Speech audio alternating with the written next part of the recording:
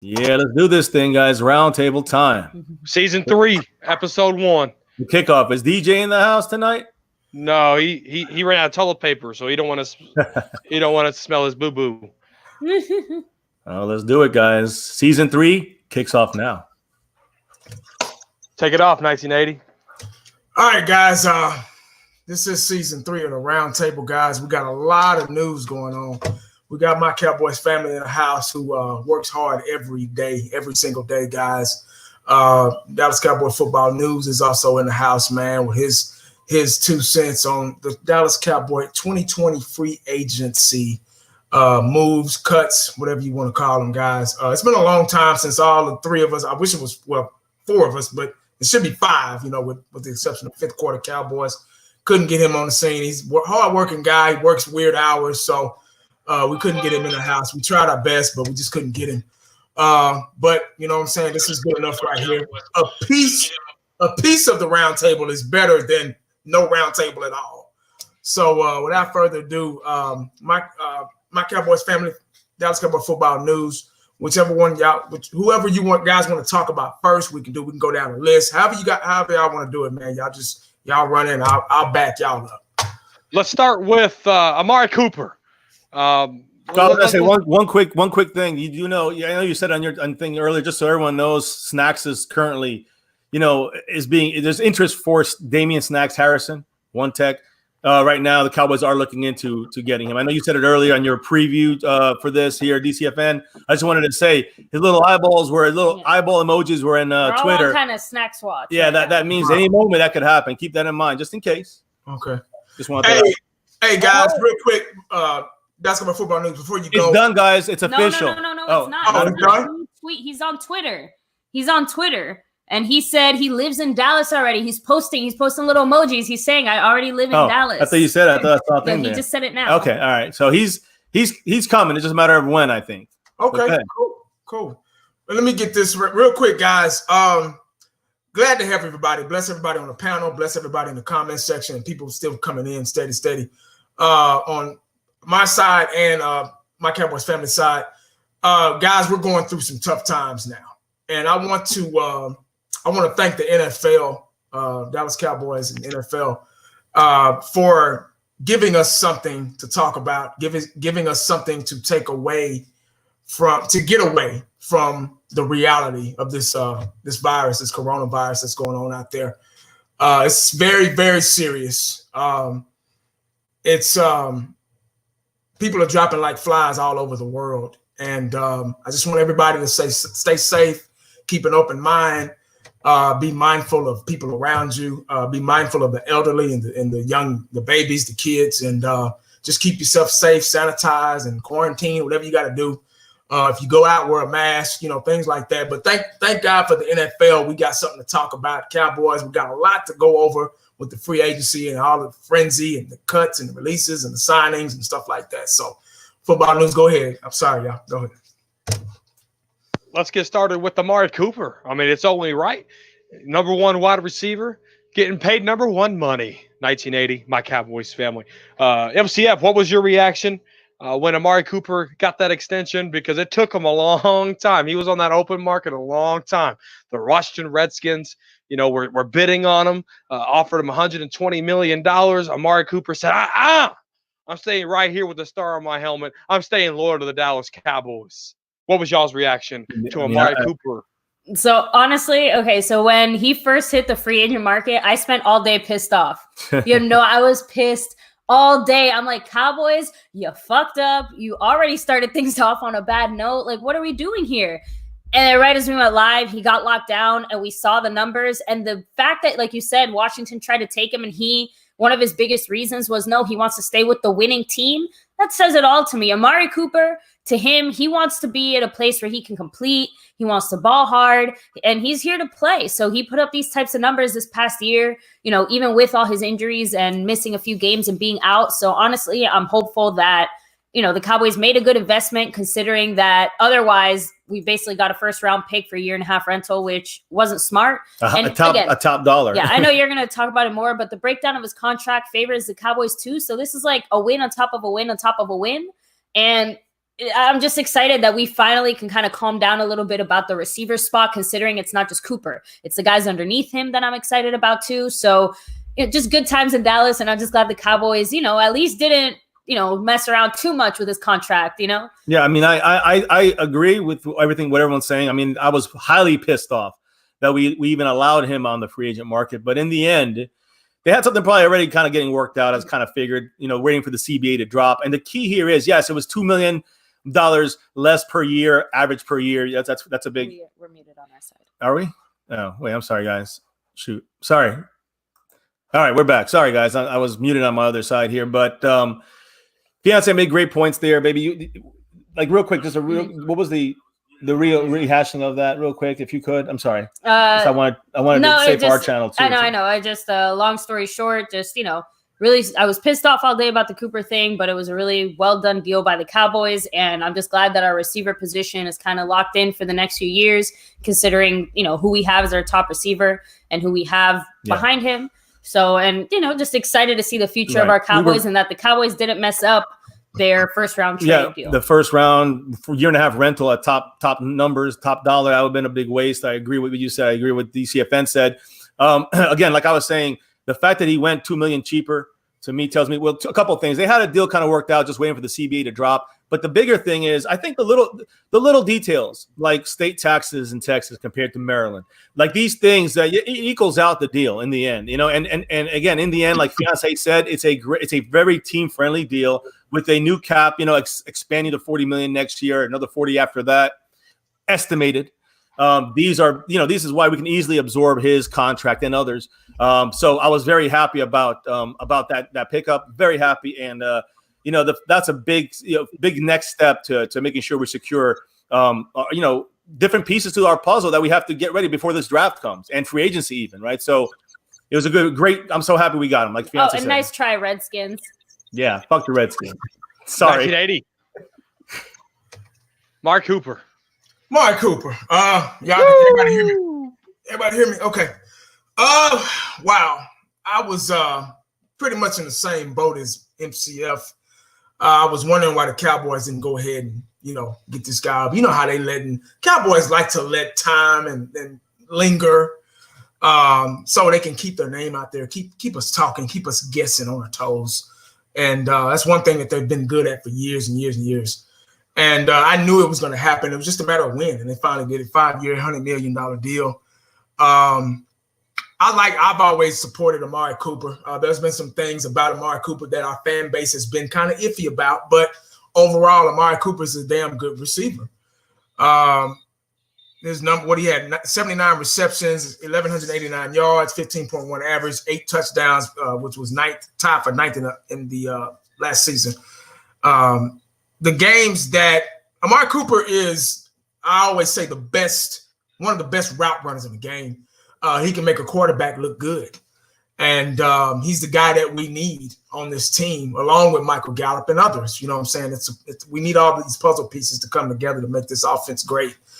He did some good things last year with Dak, regardless if they were with, trash teams or not, But the only thing about Amari Cooper that everybody's kind of iffy about, will he show up against a good secondary, good teams with pretty good defenses? I got a stat here. I was looking at his numbers last season, and the games that we lost with pretty good defenses. Obviously, defenses wins games, wins championships. So last year against New Orleans, he had 48 yards in that game. We lost that game. They beat us with field goals. Remember that? Last year against the Jets, he had 3 yards. I think he got hurt and went out or something like that. I'm not sure. I think that's what happened to him. He had three total yards. He only had 1 catch or something like that. We needed in that game also. New England, I think he was hurt that game. I don't think he played. Did he play a down? I don't think he played a down that game. He had 0 yards that game against New England. 24 yards versus the last game in Philly, where we kind of needed him the most, So those are the stats that people kind of not me. These are just stats that I saw. I'm not like, oh, he sucks or anything like that. But I just thought I'd bring that to people's attention about how the world is viewing Amari Cooper, how they think that he's a no-show when it comes down to playing against a competitive defense or a competitive team with an okay defense, an okay secondary.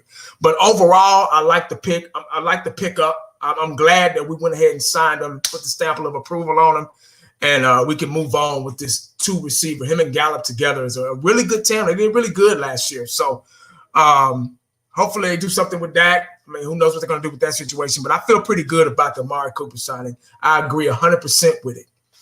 Yes, absolutely. And I'm right there with Miss Fiance being pissed off all day. You know, I showed my frustration in our private chat multiple times. But I want to bundle up the outside guys, Gerald McCoy, Clinton Dix, and Maurice Kennedy. So Gerald McCoy, one defensive tackle, Clinton Dix, a strong safety, and Maurice Kennedy is a cornerback. I want to bundle those three up, guys. MCF, I'll start with you. What was those free agents coming in? What's your thoughts, and how can they help this roster? Maybe. Here, can you say those three names again? I caught the last one. Gerald McCoy, Maurice Kennedy, and Clinton Dix.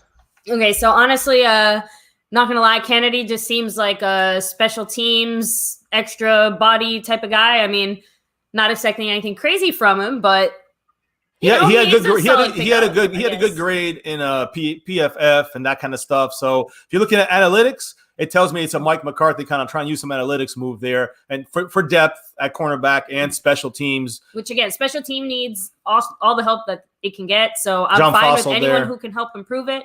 Obviously, Clinton Dix and Clowney. McCoy. Yeah. Sorry, we've been talking about Clowney so much today. McCoy, honestly, I'm excited. I think that these two guys, especially at the price that we got them for, fill really, really necessary holes on our team. They have the perfect balance of experience, but still have some time left to them. And I think it opens things up for us to probably go. I mean, I'm feeling more cornerback in the draft, and I know that's like a separate topic, but it's more about the fact that free agent wise, it is good to see the Cowboys, hitting those needs with guys that I think that are improvements at the position. You know what I mean? I think McCoy is an improvement. I think Clinton Dix is an improvement. Yeah. I think that we're going to see that, but with the coaching. Yeah, I think that with coaching Tom Sula, working with Gerald McCoy, I think that's going to be, a good improvement over Malik Collins when it comes to the run stop. I also think he was in a rotation last year at Carolina, had a down year still since 2012. Since 2012, he's got over 5 sacks and played over 13 games in every single season.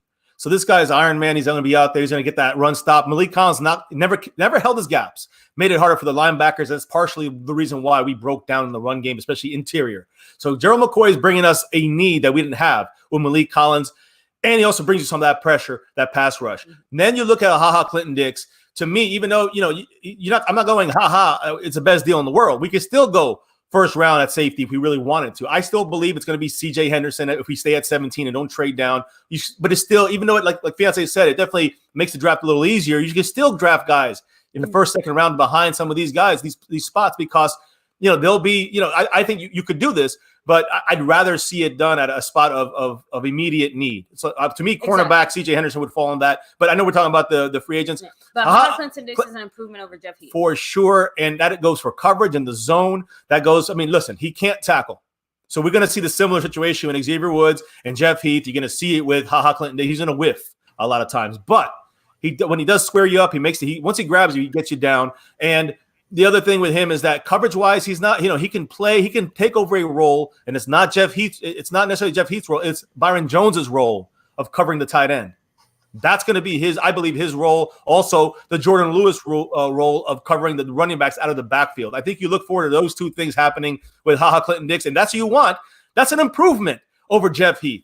He could not do that so well. He was not. Listen, they're not going to use him in the box. They're going to use him in a probably more like Mike Nolan wants to use 2 high safeties, and it's going to be Xavier Woods on one side. It's going to be Clinton Dix on the other, and he does well in that kind of coverage situation. He's got half the field to worry about, and he can still provide help in the run game. Not going to be great, but he can provide some support there and can play fantastic zone man. Not so great. He gets jammed. He gets beat deep. He gets beat deep. He doesn't have that speed. So those are the things about how, and again, Morris Kennedy, to me, he's just your depth guy. First, I thought he was going to be Anthony Brown's replacement. Then he was CJ Goodwin replacement.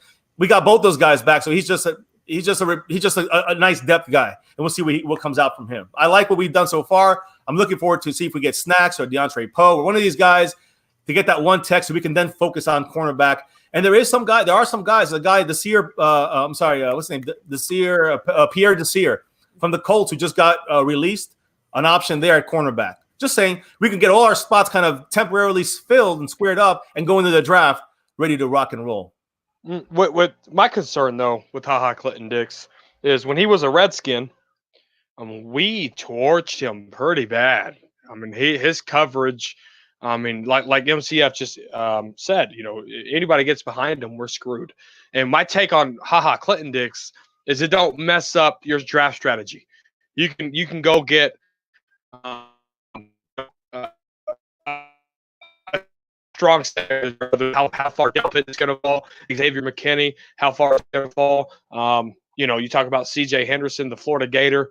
You know, if they're going to stay put at 17, CJ Henderson is the guy you'll get. But if you want to trade back into the second like they did in 2014 with DeMarcus Lawrence and go get Xavier McKinney or Grant Delpit if they're sitting right there and do one cost too much to and Roundtable preview show that, you know, HaHa Clinton-Dix might be that George Iloka that never really worked out at that strong safety position last year. I would not pencil in HaHa Clinton. I would not pencil in starter, and it wows me with Morris Kennedy when it comes to a crack. And I haven't about, but I've read somewhere that he could be a special teams player. So, you know, with HaHa Clinton-Dix and these guys with the special team ace that Jeff Heath was, to me, it's a downgrade from Jeff Heath playing special teams, not playing strong safety, but just special teams in general. And obviously the blockbuster signing so far is Gerald McCoy. You know, he's 33 years old. People say he's old, but he's so smart on the field that Gerald McCoy could take care of his body because he's so smart on the field. And I had the pleasure to watching him 4 years ago in 2016, Dak and Zeke's rookie year, when he played for the Tampa Bay Buccaneers at AT&T Stadium. And and that was 4 years ago. I haven't watched him play recently, but it was fun to watch him play. You know, he has a lot of heart. He won't give up. And, and that's what I like about Gerald McCoy. Go ahead, 1980. Oh, okay. I think out of the whole free agency, Gerald McCoy was probably one of my favorites.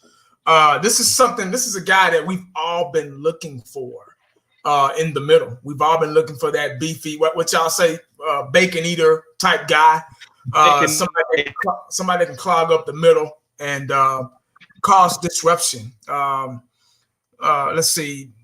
Like my Cowboys family said, they average 5 sacks, all was it per game or something like that? Not per game, each year. And with 6'4", 300 pounds, strong hands, good technique, and very disruptive, man. I watched some film on this guy, and he's just a good guy. I mean, he's 32 going on 33 years old.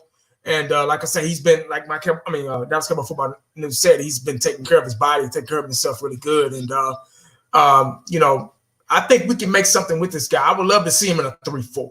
That's what I'm hoping the Dallas Cowboys adjust to is the 3-4 and the 3-4 defense, because you can do so many things with that. You have more linebackers to work with, different coverage, different schemes, and things like that. And I just think that we need to switch over to that 3-4 defense. That'll make everybody better, man. Make everybody work harder, and force Dallas Cowboys to draft some good linebackers and et cetera. The HaHa Clinton-Dix, I like that to a certain extent. He's a better cover guy than I think he's a little bit better than Jeff Heath. He's got his stats. I mean, shit, he's got 78 total tackles last year and 2 interceptions. He's not the best cover guy in the world, but I think it's a little bit of an upgrade from Jeff Heath. He's a little bit more athletic. Now the Dallas Cowboys have to figure out if they're going to play him at strong or free, what they're going to do with that in Xavier Woods or whatever. So, but those two picks for me are pretty good. especially the Gerald McCoy one. I'm glad that we got a guy like that in the inside, in the middle. And like I said, 3-4, man. I hope the Dallas Cowboys go to 3-4 defense. Because this is a totally different team we're going to be looking at. What we think we knew last year about coverages and lineups and things like that, it's going to be totally different because we got new teachers in the classroom, guys. It's not going to be the same thing. Right now, this free agent period, this I think season that we're in, it's not set in stone. You get what I'm saying? These guys still got to fight for jobs. We still got the draft to come in, to focus on and everything. And this is just signings. That's it. Don't make it seem like these are the guys that's going to start and all this stuff. And McCoy would probably start in the middle. But all these other guys, they could be just, they depth, just strictly depth. So we don't know just yet. So don't let it pump your head up and think these guys are going to be in the starting lineup. These are just picks, free agent moves, and it's something to talk about. I'm glad it's here, but that's pretty much all I got to say about that on that topic. Let's talk about the linebacker core. The Cowboys kept that together. Jay March, Joe Thomas, Sean Lee, all 1-year deals. So the Dallas Cowboys can go in there, draft somebody high in the first 3 rounds, hell, maybe even the first 4 rounds, and cut somebody, and it's no hard feelings. I like the fact that they kept that linebacker core together, but I want to hear you guys' thoughts. MCF, the linebacker core, they kept it together. And let's touch on Leighton Vander Esch and what y'all know about his neck, and is he healing right? Yeah, we're good. So as far as what we know about LVE, he did have that surgery on his neck. He is healing, but the last thing we heard from Stephen Jones, didn't sound as positive as the last other updates. Again, as far as we know, he's healing well, but it does still remain to be seen, how quickly we can see him back. He does, he is expected to be back for this upcoming season. Obviously, they said this. Stephen Jones said training camp is when they believe he'll be 100% to start hitting. But hey, we know that can be moved back sometimes. So we're not sure too much about that. I personally love what we did here at linebacker, minus Justin March. I think we could have went after Malcolm Smith instead. That would have been my preferred, group of linebackers. But, getting Sean Lee back was good. I like that. Joe Thomas, another guy I really like in that group. We have Luke Gifford already. So those are the guys we had, and we of course got Justin March back. I guess he'd be your special teams inactive guy, I guess, more or less. But we'll see where he lands after the season, kind of the cut down day, right? Still a long way to go. So I like the core right now, starting off with it. I think they're trying to shore up that spot. You know what that lets me know, though? To me, that lets me know that one of the bigger problems last year defensively, as bad as our linebackers did, it wasn't really all on them. The defensive line did not help them out in any way, shape, or form. Facts. So these guys have enough that this new coaching staff feels like we can get the job done with these guys. Our core is here. Our backups are here. We want to see what they got. But fixing the defensive line lets these guys, do what they do best. And point. Again, some of the secondary issues that we're hoping they address, right, are going to help. Getting that pressure, get things going there. Line. Obviously, the LVE/Sean Lee thing is going to be the biggest question mark, just because I'm glad to have Sean Lee back. He played great last year. He was healthy. He was there, but I don't want to see Sean Lee playing, because usually that means that LVE is not playing. Yeah. So just keep on the weak side, and he'll last a little longer. That's all I'm saying. Exactly. But I'm happy about it, and just kind of excited to see what our new coaches are going to be able to do with these same guys. Yeah, and right? I want to say one, yeah, exactly. And that's part of what you were saying earlier about we don't know which scheme they're going to use, but the one thing we do know is that, but they said themselves, Mike Nolan, they're going to be more deceptive. And a guy like Clinton Dix and Gerald McCoy, you can use McCoy as a nose tackle, one tech guy on a 3rd and 17. You want him there. You can play defensive end in the 3-4 when they do different moves like this. So good point by 1980 saying that. And again, I wanted to say, I want to make sure I reiterate that all these guys will be, going to be guys that you can use in adjustable ways in this kind of deceptive scheme the Cowboys trying to come up on defense. 1980. I agree 100% with MCF about the Sean Lee. I was a little iffy about, but then I got to thinking when Sean Lee's in the game, he makes things happen. He's going to be 34 years old, going into his 11th season. When I first heard about them re-signing him, I was like, what? I thought Sean Lee would ride off into the sunset with Whitney and retire or something. but Witten is gone to Las Vegas, and you know how that worked. But I think Sean Lee will be pretty good for the young linebackers that we have. And I agree with Miss Fiance. She said if Sean Lee's playing, that means somebody's LVE, man. I'm really iffy about him. When you injure a neck, that's really serious, and he's had this injury since college. So I don't know about him. I don't know. I'm already kind of pushing him to the side. I'm just getting a mental like, okay, I'm not going to worry about him anymore. Now, if he comes back, fine. We need him. He's a good athlete. He was a great pickup. He proved us all wrong, and I would love to have him on the field. But even when I don't think Sean Lee and LVE can coexist on the same field, because when they played when the season before they played together, and it wasn't so good. It just wasn't. It was like they weren't on the same page, But it's either or with them. I don't know. But the the off season, OTAs, training camp, all that stuff, that will tell who's going to stay, who's going to go. But keeping these guys together, once again, I hate to keep saying this. I hate to keep bringing this word up, but this word is so powerful around this, I think, time is depth. Everything is off depth now. There are a couple of moves here that these guys are going to start. Obviously, Dak or Amari Cooper and, guys like that. McCoy, I could see him starting. Clinton Dix maybe, but like I said, got the draft coming up. So we'll see. We'll see. Absolutely. Let's go into special teams with LP Ladouceur and Kai Forbath, 1980. I'll start with you first here on this one. Wow. And Chris, the punch is sure still there. So, the special team unit is pretty much intact. So, LP Ladouceur, what is it, the 16th, 17th season, and Kai Forbath, 10 for 10. When he came in after Brett Maher. Yeah. So, what was your reaction to keeping Kai Forbath and LP Ladouceur? Hey man, if it ain't broke, don't fix it. Forbath came in, like you said, 10 for 10.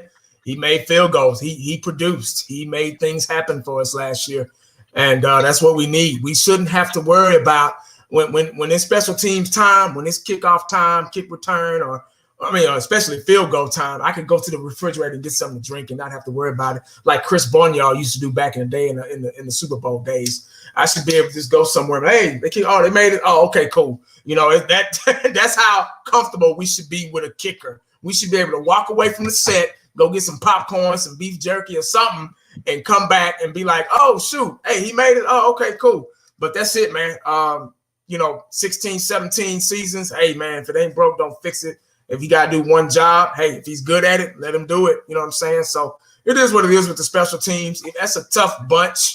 The toughest players play special teams because they're reckless. They're going downfield and, hitting somebody 100 miles per hour. So, and it's also tough for the coaching staff too, because you're playing special team guys or guys that can't cover. They can't do nothing. They can't start. So they got to deal with those type of guys. Special teams is like the bad kids in the daycare. You got the daycare and everything. You got the bad kids, and you got a teacher that deals with the bad kids. And they're like, God damn, but they got the patience and the know-how to do it. So that's the toughest job for a coach, is coach special teams and teach special teams. But if it ain't broke, don't fix it. That's all I got to say about that. Absolutely. MCF, you want to get ready to talk here soon? Yeah, absolutely. If it ain't broke, don't fix it. That is that's the motto. John Fossil, our special teams coordinator, he likes to mix things up. So Kai Forbath might have to learn something different. He might have to learn how to throw a football. The punter might have to know how to go throw a football. And so it's going to be exciting to see what John Fossil brings, because we know his resume from that long tenure with the Rams. Go ahead, MCF. Yeah, no, obviously, I'm excited. Just because, again, not really many options other than Kai Forbath. At least the Cowboys, I'm still down bringing some competition. Have someone in the works, just because you never know, right? Let's just have a plan B if something happens. Is all I'm saying. But the point is that Kai Forbath, was pretty consistent with us. The little bit of time he was with us, he was doing some offseason stuff. He kicked a 63-yard field goal. Right, so hey, just for fun, he's posting it. It's all good. He's showing he can still once in a while hit it from that distance, which is good to know. But can't count on that, right? So the point is that I'm happy about that, and obviously LP. I'm even happier just because that's one of those very understated, like, hey, wait a minute, who is our long snapper? Because all you need is one bad one to go wrong, and everything kind of falls apart. Turn everything around. The whole season can turn around because of momentum. Consistent. He's reliable. He's everything you want in a long snapper. Hopefully, he does it for another 10 years, and we can just keep saying, keep it up, LP. Yep. So. Now, Chris Jones, to me, he's a guy I would not mind moving on from, and you save like a little over $1 million if you cut him. A little bit of dead cap money, but last year he was our highest cap hit last year, I think, or like before we had the tank deals and all that stuff, like when the season started officially. So I think that when it comes to punter, if we move on from, again, if we give Chris Jones one more year, last year had abdominal strain, but he's been messing up for 3 years. He's been inaccurate. He's not been consistent. So Marquette King on Monday can talk to the Cowboys. We can talk to Marquette King. He's an XFL punter, and you know him from the Raiders and the Broncos. I don't know. He looked pretty good in the XFL, and he's still just punting that ball. I think he's a weapon. He can do things for you outside of just punting as well. He's shown that in the NFL, and he's a great piece that might be an addition for someone like from John Bones Fossil. I just hope the Cowboys learn their lesson from Brett Maher in the sense of, if there's trouble brewing in the water, be proactive about it. At least bring in a few guys to punt during training camp or something. Yeah, so challenge him. Exactly. Because if they can challenge him the way that Dan Bailey got challenged, then do what you did with Dan Bailey and Chris Jones. You got to go. And one last name I want to say, because we're talking about also special teams. This includes returns. That's right. Tavon Austin, don't be surprised if he gets back on this team. I'm not the biggest fan of Tavon Austin with his injuries and his inconsistencies. Whether it's on the field or his play on the field or being on the field because of injury. But my point is that now with the situation, I wouldn't be surprised as we have no real third receiver. Cobb gone. We didn't get Emmanuel Sanders. So watch for Tavon to be like our fourth. Maybe we draft a receiver because it's very deep. So look for that to happen though for returns. Tavon. Have we got Tavon yet? I'm sorry. He's a free agent. Oh, he's free. Okay.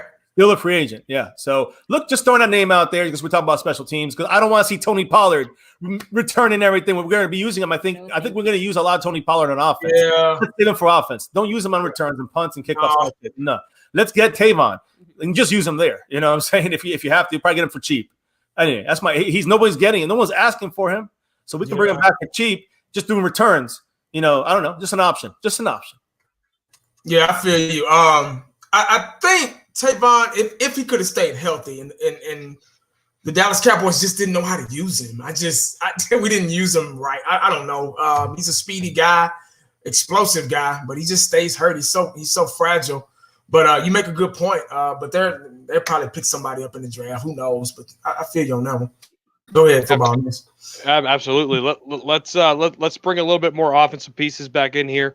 Joe Looney, Adam Redmond, Jameis Awale. They picked up his second year option, and let's talk about Blake Jarwin, the passing of the torch at tight end. 1980. I'll start with you first. There's a lot to cover there. Jameis Awale, fullback. Blake Jarwin, the tight end. Looney and Redmond. Guards, and Looney could play center too, as we all know. Looney, I like the pick. I like that one. Looney knows the system. He did a pretty good job, when Travis Frederick was out. So I like Looney. He can play two different positions on the line. So I have no issue with that one. Fullback, I don't give a damn about because the fullback position is extinct. But maybe this new offense, maybe, Mike McCarthy can, make something happen, bring the fullback position back to life. I really don't care about that position because we don't use it that much like we're supposed to. The 49ers were real big at fullback. They had a really good fullback for the place for their team. They really used their fullback, but that's them, not us. But I kind of hope we can bring it back to life. Maybe McCarthy can dig in his pocket somewhere and find it. Who else was it? Oh, Blake Jarwin. Yeah. Yeah. Now it's time for Blake Jarwin to really show what he can do. Everybody talking about draft the tight ends. No. We don't need – unless you want to do it for depth because we got two right now, Jarwin and Schultz, I believe. If you want three, go ahead and draft one. There's a tight end somewhere in the draft, but Blake Jarwin is your starter, guys. This guy is a big play tight end. He showed spurts here and there. for a couple of seasons now. He just wasn't able to express them a lot because old man Witten wanted to come back and take all the reps and still thought he could play mentally, but physically he just wasn't there. He did some good things last season, had over 500 yards and everything, but he just wasn't the Jason Witten of old, still jumping off sides and pass interference and stuff like that. But it was time for Jason Witten to move on and right off. I wish he would have retired, but rode off into the sunset. But his mind still think he can play. But God bless him, he's gone to the Las Vegas Raiders, along with other Dallas Cowboy players. But Blake Jarwin, I'm really glad. I was really glad they did that. I think that was one of the first signings they did. Football News. Yeah, I think it was one of the first times. I think they did it to kind of prove a point or, and kind of throw shade at Dak a little bit. Let's get the elephant out of the room now. Yeah. Let's get the elephant out of the room now. Yeah, we're moving on, Jason Witten. I like Dak, but I think they did that to kind of like, okay, we're going to, how the Cowboys play games and make us think they're not going to sign somebody and they'll sign somebody first and be like the same thing they did with Zeke. They did it with Zeke a couple of years ago. So, but I like the Jarwin pick. I'm supporting 100%. I think this guy can really be a breakout tight end, a down-the-field tight end that we need. Now that he's going to get more reps. When you get practice, guys, you get better. Practice makes perfect, guys. So if we can get this guy in here, not if, we're going to get this guy in here, and he's going to start, and he's going to be good, man. We can still run a double tight end set. He's a good blocker, too. And he's done some good things for Zeke in the backfield. Motioning to the backfield and blocking, coming out of the backfield, playing a fullback at times. He's done good things for this team. So, and he's very, very versatile. So let's just see, man. Those are just my 2 cents on Blake Jarwin. I think he's going to be a good tight end for this team. MCF, Joe Looney, Adam Redmond, Jameez Awalier, the fullback, and Blake the Hammer Jarwin.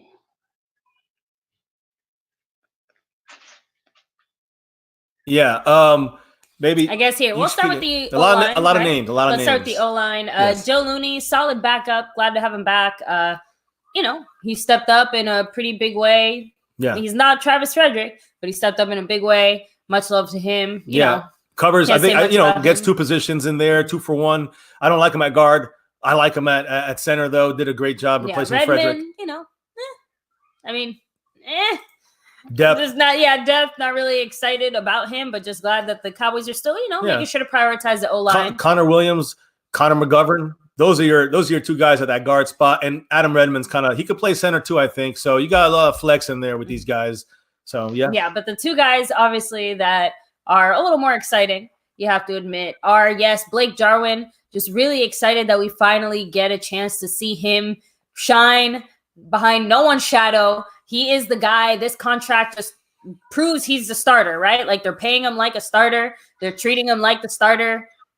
Time to step it up. And honestly, to me, the biggest thing I've been saying since he officially got signed, which you're right, Nancy, like they are trying to play with us. Like the first big signing of the Dallas Cowboys is Blake Jarwin. Yeah. It's like, okay, but the thing about Blake Jarwin is let's stop trying to make him block. And I know that sounds a little crazy, and I'm not saying he's never going to have to block. Just accept that he's not a blocking tight end. He's more of a receiving tight end. That's the point. Just let go of that notion that he has to block in that way. Release him as a receiving tight end and just watch him shine. And again, I think McCarthy will be able to use him properly along with, Kellen Moore. So I'm just excited to see that. Baby. Yeah, no, and I was gonna say when it comes to I just was jumping about Blake Jarwin. I think you're gonna see like we used sometimes, stupidly. We use Jason Witten as a slot receiver instead of on the line of scrimmage, right?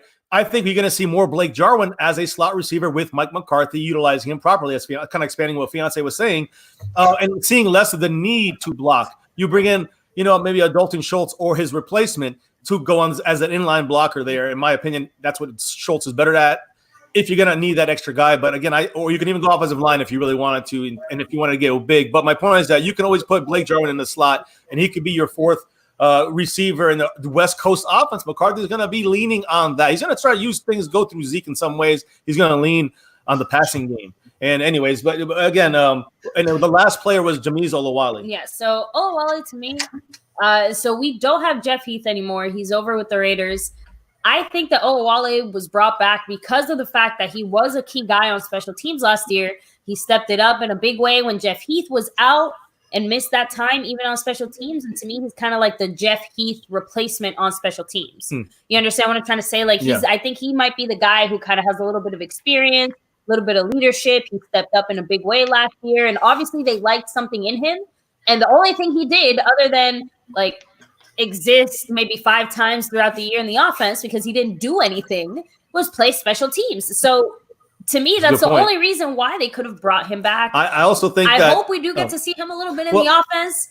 I just to use him in some way, but if all he does is special teams, as long as he does it well. Yeah, I mean, I think I agree 100%. That's definitely one of his key things. But I also think it's Kellen Moore behind this through Mike McCarthy wanting to use him in a West Coast style offense and that kind of up tempo game, and you're gonna throw a fullback that can catch the ball. So maybe not for the running game as much, maybe more for the passing game. On and offense. That's why I said then at least we're using him on offense, and it's like, we had Garrett last year. Bringing him back at least.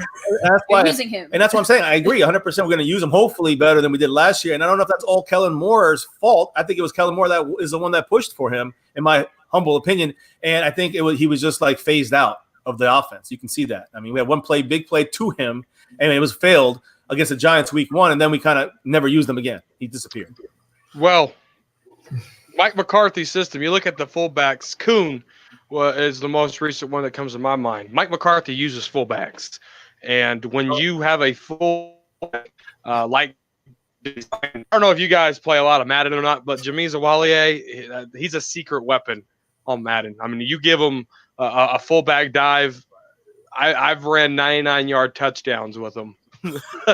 Yeah, he on all Madden settings. Jamiza Walier is a cheat code on Madden, guys. For any of you guys that haven't tried him, give him a shot. But Kuhn, Mike McCarthy loves fullbacks, and when you have a Swiss Army knife like Jamiza Walier, who wasn't used under a Jason Garrett offense, it's disappointing, but I know what Jamiza Walier can do. Just go look at his film when he was an Oakland Raider. NFL Game Pass is now free for all Americans up until July 31st. So go look at Jamiza Walier when he was an Oakland Raider and go watch that tape. I'm telling you guys, it is unbelievable when you get the ball in that man's hand and in open space. Jarwin, I was wrong when it came to Jason Witten coming back. He hurt this team. He lost a step. He's gotten slower. I don't know if you could get slower, but hell, he got slower, a lot slower. I would say Jason Witten was in 4th gear when he came back out of retirement. I put him at the 3rd gear. He dropped some balls. He just wasn't the Jason Witten that we all know and love. Was like 1980 said he rode off in the sunset, but unfortunately, it's not about money with him. It's just that grit. And loving the game of football. I can't blame him. I wish him well. It's going to be nasty to see him in black and silver. I'm probably going to puke, but that's just me. The last 2 players on the board, guys, Darian Thompson and Anthony Brown, which, we on the Frisco Report with me and Cowboys Blog, we talked about this. If they're going to let Byron Jones go, Anthony Brown is a no-brainer sign. They signed him up on a 3-year deal. And, Darian Thompson, he is the backup to Xavier Woods. And I love what Darian Thompson can do. He's physical. He has instincts, and he showed why he was a former 2nd-round pick of the National Football League for the New York Giants. So that was Cowboy Fan 1980. I pass it over to you with Darian Thompson and Anthony Brown. And then MCF, pay attention. I'll be right back. Go ahead, 1980. I got to go take a leak. I drank too much water. I got you, bro. All right, man. Darian Thompson and Anthony Brown. Darian Thompson, I look at him as a pretty good backup safety. He's a guy that makes you work harder. He's a guy that you can plug in if somebody gets hurt, and he can come in and step and try to take over and keep things going. That's all I really got to say about him. Anthony Brown. Anthony Brown's a tough one for me. When we re-signed him, I was like, Anthony Brown is a pretty good – he's a really good nickel. He's better inside than outside. I've seen him play on the outside. He can do both. I've seen him play on the outside, and he's not very physical. He's not very good. At times, he doesn't look back. At times, sometimes he does, but at times, most of the time, he doesn't look back. He's one of those guys that don't look back at the ball as well. But he's made some really, really good plays as nickel DB. He can cover those slot receivers really well because it's faster pace. He has the speed and the quickness to keep up with those guys. And if they do, obviously they're re-signing him. So I really think they should keep him there. I don't think they should put him on the outside. Hopefully we'll get somebody in draft or free agency or something like that. But he's really not that strong on the outside. He's very, very good inside. So when I thought about it like that, I was like, okay, depth, slot, nickel DB. Okay, cool. We'll keep. Ain't nothing wrong with re-signing Anthony Brown because we don't really have anybody with the, not signing Byron Jones. And, not bringing Jeff Heath back and don't know what they're going to do with Cheeto. Cheeto's another one of those guys, but they got to figure out what they're going to do with. That's probably another topic, another show. But he reminded me so much of Byron Jones. Byron Jones a little bit better cover skills, but he just didn't have those ball playing physicalities like this team is going forward, and that's what they're doing. That's what they're looking for. That's what this new coaching staff. That's why I keep saying, forget about what you thought last year. Now we have new teachers in the classroom, and Byron Jones did not fit the description of the secondary, of this upcoming secondary. He just didn't fit it. We need guys that are swarming to the ball hawks. And that's what this coaching staff is trying to find, whether if it's free agency or in the upcoming draft. And a new day is coming with this Cowboy defense. It starts with the defense, guys. Everything starts with the defense. I really don't even care about offense. I care about the defense because I kind of got an idea of what we can do on offense, depending on what they're going to do with Dak Prescott. They're going to go ahead and sign him. 9 times out of 10 they are. That's the next topic, I guess. But my focus is getting this defense back together because defense gives you a chance. It gives your offense a chance to stay on the field and make something happen. Got to get the 3 and out, get your defense off the field. Defense is not designed to milk the clock at all. You got to get off the field. You can't stay on the field and linger around and let these offenses nickel and dime up the field and get in field goal range or get in the red zone and score. So we're trying to eliminate that. We're trying to get aggressive. We're trying to find players that have a knack for the ball in the secondary. We're trying to find linebackers that are heat seekers. We're trying to find defensive linemen, whether it's ends or tackles. We got D-Law, still, and hopefully he can make something happen this season. And Gerald McCoy on the inside. So we're trying to get back to that defensive presence. When you look at last season, the teams that were in the playoffs, the teams that made it to the Super Bowl, they had a good defense. They had good defenses. That's what got them there. The offense was there right after. The offense got them there too, but the defense gave them opportunity after opportunity to make something happen with the ball. And if this team don't realize that we need defense in the draft coming up, defense, something's wrong. But I can't wait. I wish the season started tomorrow, but unfortunately we got a whole summer to go through and everything like that. So, but that's just my 2 cents, man. Absolutely. Yeah. My Cowboys family, you want to start heading over here now? Yeah, I agree 1,000% with you. And, they're setting themselves up where, they can go get defense three picks in a row. But go ahead, MCF, Anthony Brown and Deontay Thompson. Yeah, obviously, I agree with you 1,000% on Deontay Thompson. I'm excited to see what he can bring. No. You mean Darian Thompson? Oh, Darian. Yeah. Sorry, he said Deontay. He said Deontay. Oh, I said it's Darian. My bad. I'm sorry. Yeah, that's why I'm sorry. Darian Thompson. It's the off season. It's the first round table. We got it.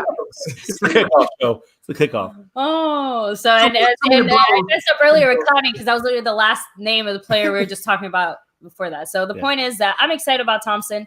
I can't wait to see what he has to, do. Lots of kind of a raw talent there in a way. Again, high heart though. He the few times that he played and he was out there, he played, with a lot of intensity. And I really like that, which is something that I don't want to say that our players are lacking intensity, but at least last year they certainly were. So I'm excited to see what he can do. And again, I think that with everything like you both have been saying, we don't really know what to expect from this coaching staff. And I do think this is a little bit of a chance for, I don't want to say starters to lose their jobs, but if young guys show enough under a new scheme or do really well, or heck, I hate to say it, but even an injury, all it takes is a game or two. If you step it up, it's your time to shine. So I'm excited because I think that we finally do have a good range of talent here, as long as, of course, we go and either secure it with one or two more free agents or, one or two high draft picks to round it out. But to go on Anthony Brown, I was a little bit surprised, to be honest. Not so much so we kept him, but for the amount, and I think it shows just how much the cornerback market is skewed toward favoring the cornerbacks, because, I thought that was a little bit high for a guy who I wasn't even sure I wanted to see back necessarily. But obviously with Byron Jones leaving, like you guys both said, it's pretty much a no-brainer. I mean, he had to come back. With Anthony Brown, 2016, when he came into the league as a 6th-round pick, he came in, against Green Bay after I think Mo Claiborne got knocked out, Maurice Claiborne. So he came in there, took over with Brandon Carr on the other side, and he played pretty damn good. As an outside defensive back. The next year, he just couldn't find himself after that. And he kind of been going downhill since then. And again, playing the slot is, I agree with 1980, that's his best asset. And again, the fact that he would be, in my mind, he's depth. You know what I'm saying? So unless, like Fiasco said, he actually can advance in this scheme and evolve with this coaching staff and the scheme that they've thrown out there, deceptively using your best 11 guys, you will see some Anthony Brown usage in here in certain down and distance situations. Darian Thompson played fantastic last year, especially on goal line and, kind of big defensive sets and lineups like that. I really liked his abilities to stop the run. Issue to me, a little bit still iffy on the passing game and coverage, but he is a backup, and so that's we got to keep that in mind. And so he's serviceable, plays special teams as well. We're good. Yeah, I'm happy. So we lost a lot of free agents. 1980. Which one was like, what? We lost him? What the heck are we doing? Any of the free agents that the Dallas Cowboys lost, which one had you sidetracked? Great question. Great question. You good for that every damn round table. I think the Cobb one caught me off guard a little bit. The Cobb, because Mike McCarthy had met up with Cobb when we first signed Mike McCarthy. He met all the players and everything like that. And I thought that with Mike McCarthy bringing all these guys that he used to work with, back in the day and won a Super Bowl with, I thought he was going to keep those guys and Cobb did pretty good last year. He dropped some balls, but he caught some decent passes too. And I think with another year, man, just at least one more year with Cobb, we could have done so many things, especially with this new coaching staff and everything. Mike McCarthy knows how to use Cobb in different situations.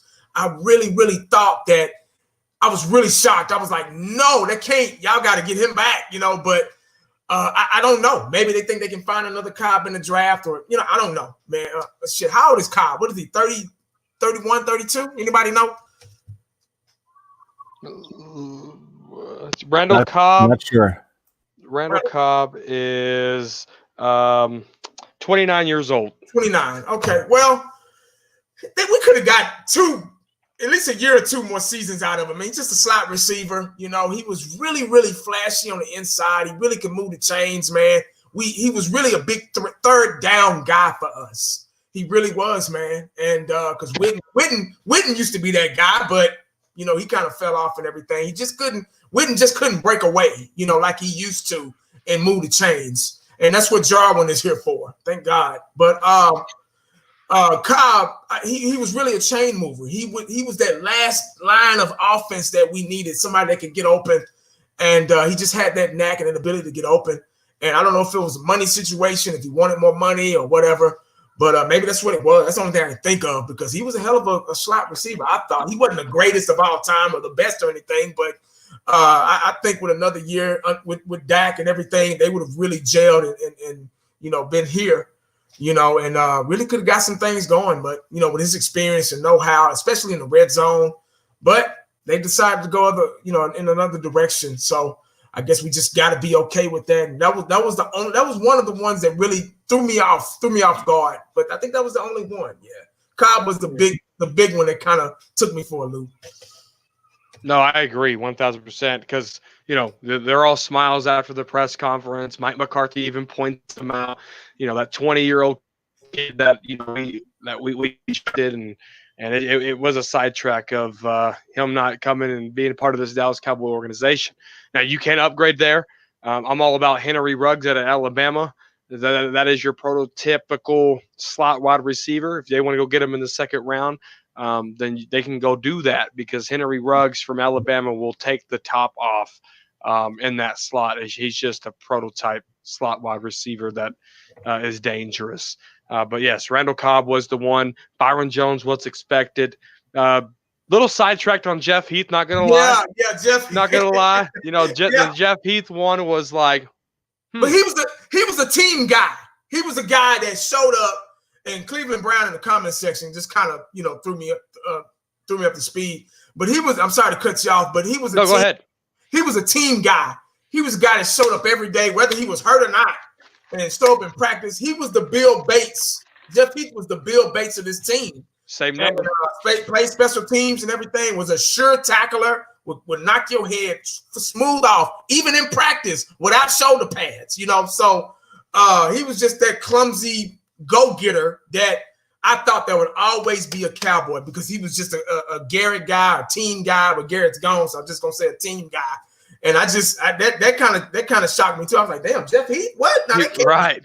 That can't be right. Yeah. And a lot of people saying Heath sucks in the comments, but he made a lot of plays for us. He was always at the right time at the right moments. He had his opportunities to make plays. He failed. I mean, you go back. He wasn't a good distant cover guy, deep threat cover guy, but he was good in the box. He was good enough to hit you too. He was very, very good in the box at strong safety, and he was good in the red zone. And if that quarterback tried to flank her out and run it itself, or it was an option pass or something like that, he was right there. He was always the first secondary guy that was right there. But like I said, his coverage skills, passing, deep threat, no bad angles, everything. But special teams, he was a sure tackler too. That's all I'm gonna say. Yeah, and never was a big fan of Jeff Heath. Sky High 22 said that there on your end. I wasn't either. I mean, if he had a Twitter account, and I don't know if he does or doesn't, I'm pretty sure I'd be blocked. How like Des Bryant blocked me, just because I wasn't But you tend to, Jeff Heath was a good guy on and off the field, and oh well. But he you never knew if he was going to make that play or not. And I go back to a couple of years ago against the Raiders when Derek Carr's running it in, trying to stretch out for the pylon. Jeff Heath knocks the crap out of him, and it's a touchback play. Or against the Tampa Bay Buccaneers against the Tampa Bay Buccaneers when he's just sitting back there waiting for interceptions, or when Dan Bailey, tore his groin and he has to go kick off footballs and make field goals. Jeff Heath was a big part of this team. If he sucked or not, he was a big part. That one kind of blindsided me too. My Cowboys family, if you want to go ahead and get ready for this, for your guys. He didn't cry about money either. I want to get paid. He wasn't like that. Exactly. No, you're good. So MCF, I mean, what was your biggest shock of any Cowboy, former Cowboy free agent that left and signed new deals?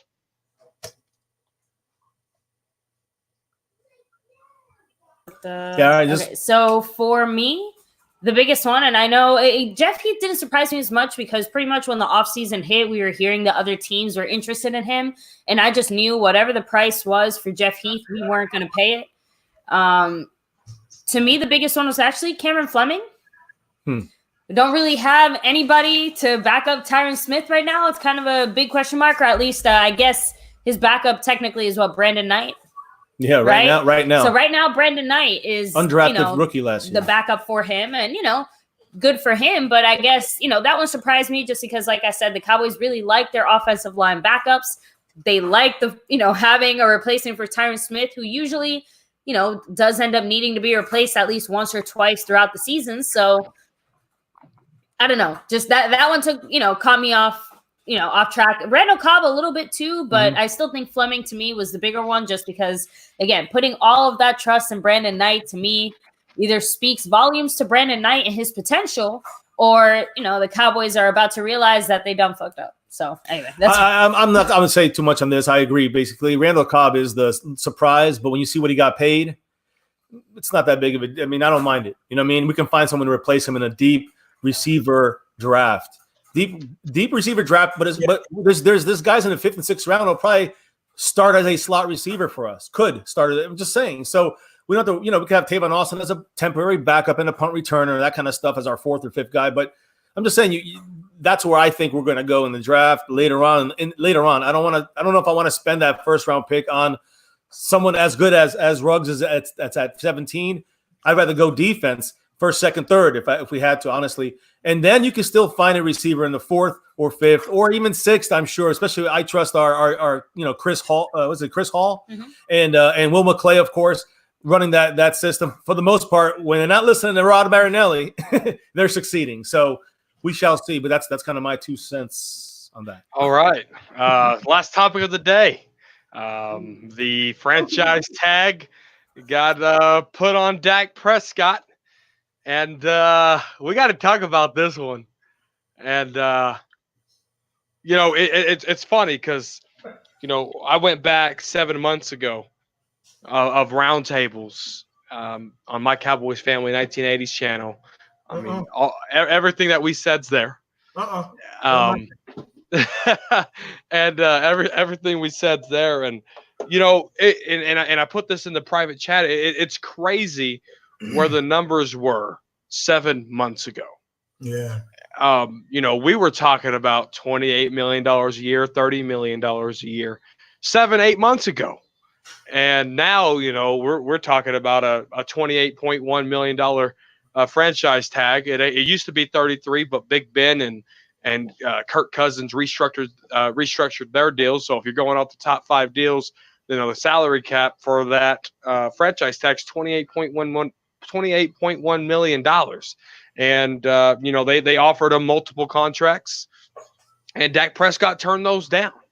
And one was reported higher than Jared Goff's. Jared Goff's cap hit right now is over $36 million.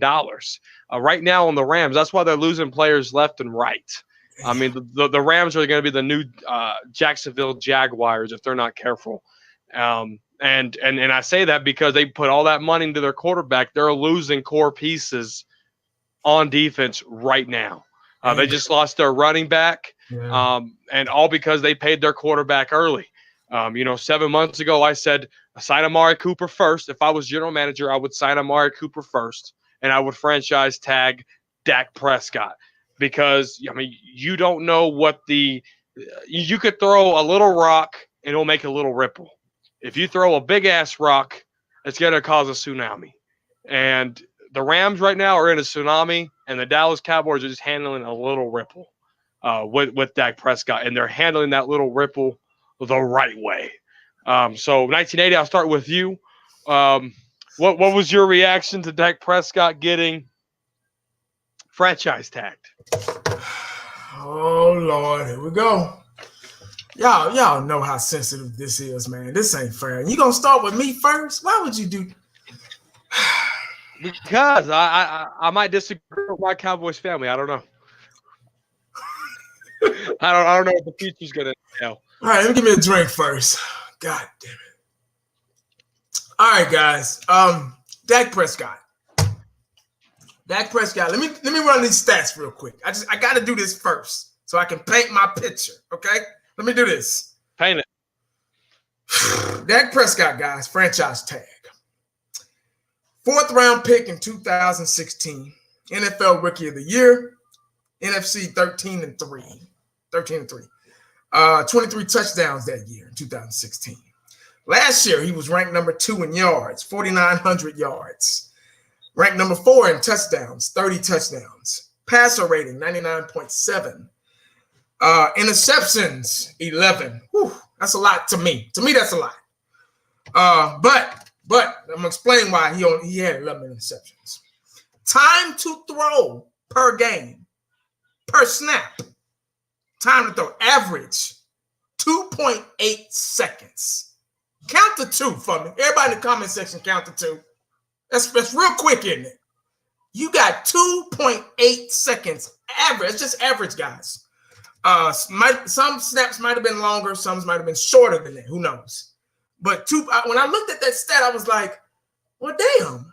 How can you find the right guy open in 2.8 seconds? So that leads me to believe why the problems escalated last year. There are 11 guys on the field. You know, I like Dak Prescott. He's not great. He's a good quarterback, a good developing still quarterback to me. When they threw the franchise tag on him, I was like, maybe they're trying to prove the point. Who knows why? We're in the I think season. That could change. You know, who knows what's going to happen with that. Dak Prescott still has to accept it. I don't even know if he's accepted it yet. You know, so he still has to accept it or decline it. So we don't know how that's going to iron out. I don't think he's accepted it yet. Am I right? Okay. He hasn't signed the line yet. Yeah, he hasn't signed it yet. So who knows? Dak Prescott, his agent is really, really kind of – I agree that Dak needs to get paid. I agree. $40 million, no. 39, 38, no. But I do want him to get paid. I do want him to remain as our starting quarterback. Now, Dak Prescott has done some good things for this organization. He has. He had one of the best rookie seasons of all time. But like I've said in the past, that was just add water. He came to a just add water team at Romo. Romo had already, molded that offensive line, coaching staff, everything. And Dak Prescott just kind of fell into a good situation, but he still had to perform. So, and he did perform. I'm not saying, he threw in, the system played the games for him, or, his situation played the games for him. No, Dak Prescott still had to perform, and he did. And I was so happy to have him at quarterback, and still am. He's had his fourth season going into his fifth. He's had some up and down seasons. He's not perfect. He's never going to be perfect. Dak's an ugly winner. I've said all these things in the past up until now. Dak has a lot of faults too. The feet. I'm still worried about the footwork. I'm still worried about the accuracy. You're not going to be 100% accurate every single snap, every single game, especially only having 2.8 seconds to throw the ball. So with 250, 230-pound linemen coming at you and blitzing and whatever. But you still have to have the know-how to make the right decisions and make the right throw, and Dak's done that. There's a line with Cowboy Nation and this Cowboy fans base about Dak. There's a side that loves him. Then there's a side that hate him. They want him out of here. They want him gone. And then there's the side in the middle. I know the middle isn't the side, but I'm going to say it anyway, goddammit. There's a side in the middle where we're kind of like, Dak, I'm on the good side. I like Dak. I want him to be our quarterback. I want him to get his contract so everything could flow smoothly. We already got the virus to worry about and all that stuff. Let's not make this a problem too. Going into the off-season workouts and studies and film rooms, we need a quarterback in there. We don't want him to hold out because that's where it's going next. And we don't want that. We want Dak to be able to grow with this team along with everybody else, because the quarterback position is the most important position on the football team. We could all agree with that. We need him there, especially with the new coaching staff, with the exception of Kellen Moore and Leon Lett. Him and Kellen Moore's got time and history together, so that's a good thing. And with Mike McCarthy's influence, I think we got to give it a chance. Everybody that hates Dak Prescott and want to get a noose and hang him on a tree, let's just allow Mike McCarthy's influence in this new team, this new coaching staff, to maybe new players as well to throw to. Let's just give it this season to see how it's going to iron out. I think they need to go ahead and get this deal done, because the more time they waste, the more time, you don't want to waste too much time. But the Dallas Cowboys, they love to keep things going, to keep our name out there, keep us talking, yada, yada, yada. They're going to stretch this out as long as they possibly can, just like Zeke, just like D-Law, everybody else. But I don't know.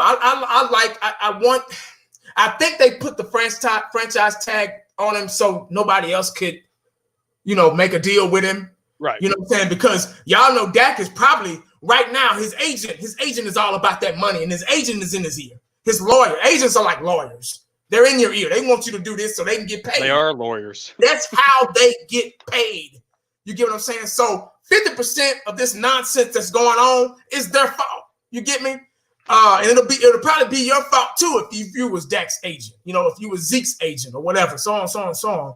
But a lot of it's his agent, so it's not, and they're doing the thinking for them. And Dak thinks in his mind, he's allowing him to think and influence. Oh, Dak, man, you're a $40 million guy, man. You don't take no less than 38, 39 million, man. You 40, all that stuff. So the bigger they get, the bigger they get, So, but that's all I got to say about it. Hey, real quick, 1980, on Dak getting his ball out of the hands, 2.8 seconds. It's 2.88 seconds, almost 3 seconds. But let me just give you some numbers here real quick about that. Jimmy Garoppolo is 2.6 and a half. Joe Flacco is 2.6 and a quarter second. Patrick Mahomes, remember, Dax is 2.88. Patrick Mahomes is 2.82. So Dak Prescott actually is right at really good. You want the ball out of your hands as fast as you can. And 2.8 seconds, that's a luxury compared to some of the numbers that I just read to you. Okay. MCF, you go ahead. He had to get me back. Go ahead, man. Hey, no, 1 second. Yeah, give us 1 moment. Yeah, go ahead, baby. You can start this one off. Okay. No, I'm sorry. I didn't. Go ahead. So obviously, the tag for Dak, kind of an interesting situation. I'm still a little disappointed that the Cowboys didn't get it done. If you go back to at least 2 years, maybe a little longer, maybe a little less, but I was one of the first people saying the Dallas Cowboys should sign Dak now and sign him while he's still cheap.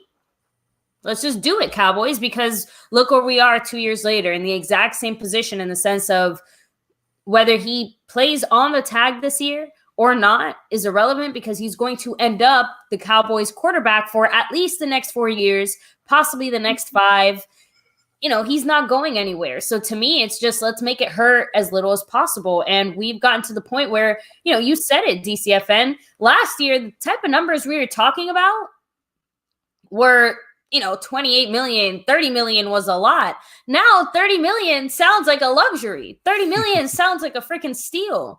So it's not so much about, our sense of numbers has gotten crazy. It's that overall the cap is insane. And the market for quarterbacks is only going to get worse and worse when we have quarterbacks that are even better than Dak, like Patrick Mahomes, hitting the market. It's just, whether we want to admit it or not, it just drives everything else up. It makes everything else go crazy. And right now that, like we said, the tag has been fluctuating these last few days.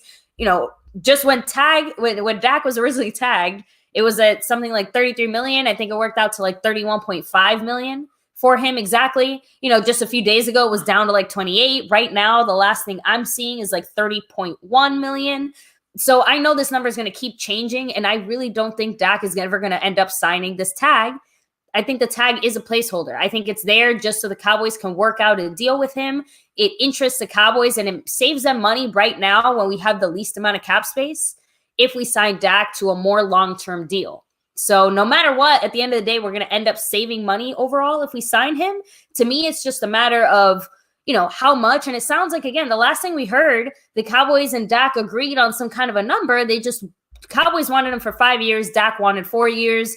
I don't know how much truth there is to that, but it sounds like, at least money-wise, both sides seem to agree how much Dak should be worth. I don't know how much that is. I can't speak to, how much. I just know that it could have been a lot less than whatever we're seeing now if the Cowboys had just done the smart thing. And honestly, Dak is negotiating hard because, he can sit out if he wants to. And again, what's leverage. The answer? Cooper Rush. So he knows that the Cowboys aren't going to take. The point is, it's not so much about whether or not he can. It's knowing that Jerry is not going to let that happen. That's the point. Dak knows Jerry won't let that happen. Hell no. He's just as scared as all of us were there. And Jerry Jones has been spewing this from the beginning. For the last 3 years, this is our franchise quarterback. We're going to pay him franchise money. He did this with Zeke, and they paid Zeke. And if he didn't want to pay him franchise money, then he shouldn't have opened his freaking mouth. Correct. And that's just the Cowboys front office issues right there. Yes, it might hit you where it hurts, but that's the truth, and those are facts. Now, let me then take the mic now for a moment when it comes to Dak Prescott. And listen, is that going to be that the guy wins, Super Bowls? Still yet to be seen. We don't know. Can he? Still yet to be seen. We don't know. But the way things work here, all right, the way it's obviously working is that they're looking at franchise quarterback money, not old ass Tom Brady, old ass Drew Brees, or old ass Teddy Bridgewater, and questionable Tannehill, very questionable, and also what's the other guy? Phillip Rivers today finalized his deal. They're around the 25, 26, 27 million dollar range. That's a different group. So you got to look at the young guys, the guys that are going to get their money in the upcoming years, whether it is Mahomes, whether it is Lamar Jackson, whether it is Deshaun Watson, whether it is Sam Darnold, Josh Allen. Those guys are going to be making $40 million in a year or two, and that's not because I'm saying that because the market necessarily, it fluctuates, but it's always fluctuating upwards. And in the end, the cap fluctuating as much as it's proven to. It's gonna. You read the CBA, you'll see it. It's going to be around $40 million next year. Added to the team salary caps. These are facts. When you look at that, you can absorb Amari's $20 million a year, and you're only paying him $10 this year. Similar thing happens with Dak Prescott. You paying him 30 point whatever. I don't see the number doesn't matter because in the end, it's going to be $10 million cheaper this year, and that's what matters. Next year doesn't matter as much. There's no cap hell because there is so much opening, so much cap in 7 years. The projection is over $400 million. Now, you might not like those numbers, but those are facts. When you add it all up, you have room for LVE, and if you really want to go spend big bucks for Xavier Woods. But my point is that you have options still. It's not like it's killing you. It's not like the Romo days or the Dez days when we only were going up $10 to $12 million or even $8 to $12 million in that range. In the Romo and Dez days, it wasn't going anywhere. We were in the middle of the CBA, and it wasn't expanding. This new CBA expands as the profits come in, and as the owners make those billions, the cap's going to go up in the millions and the hundreds of millions, probably, breaking 400 in 7 or 8 years. And we can Dak affording him. It's Jerry Jones that wants him. It doesn't matter what you think or what I think or what Fiance thinks. It's about what Jerry Jones wants. And Jerry Jones and Stephen Jones both have said, you're in with us and you're going to be in. No matter what, you're signed. So you got to kind of wrap your head around that, I think. I mean, those are facts for the most part. I don't see Dak. I agree with Fiance. Placeholder, whether he signs it or not, it doesn't even matter because this coronavirus thing is actually pushing it, giving us a leeway when it comes to training camp, when it comes to OTAs. Yeah, when it comes can't to hold out from something that's not happening. Right now, he loses leverage, Dak, because of the coronavirus, because there's no Mike McCarthy camp. So we can, another month or two. It might not happen for a couple of months. We don't know. So Dak is not missing time. That's very important, as he doesn't want to show up to camp on the tag. So I think the Cowboys will get it done sooner than later. I say that a lot, but I still think as the deadline hits, these new deadlines, you'll see the deals get done. That's the way that the Cowboys have done it with Tank, with Zeke, with Cooper.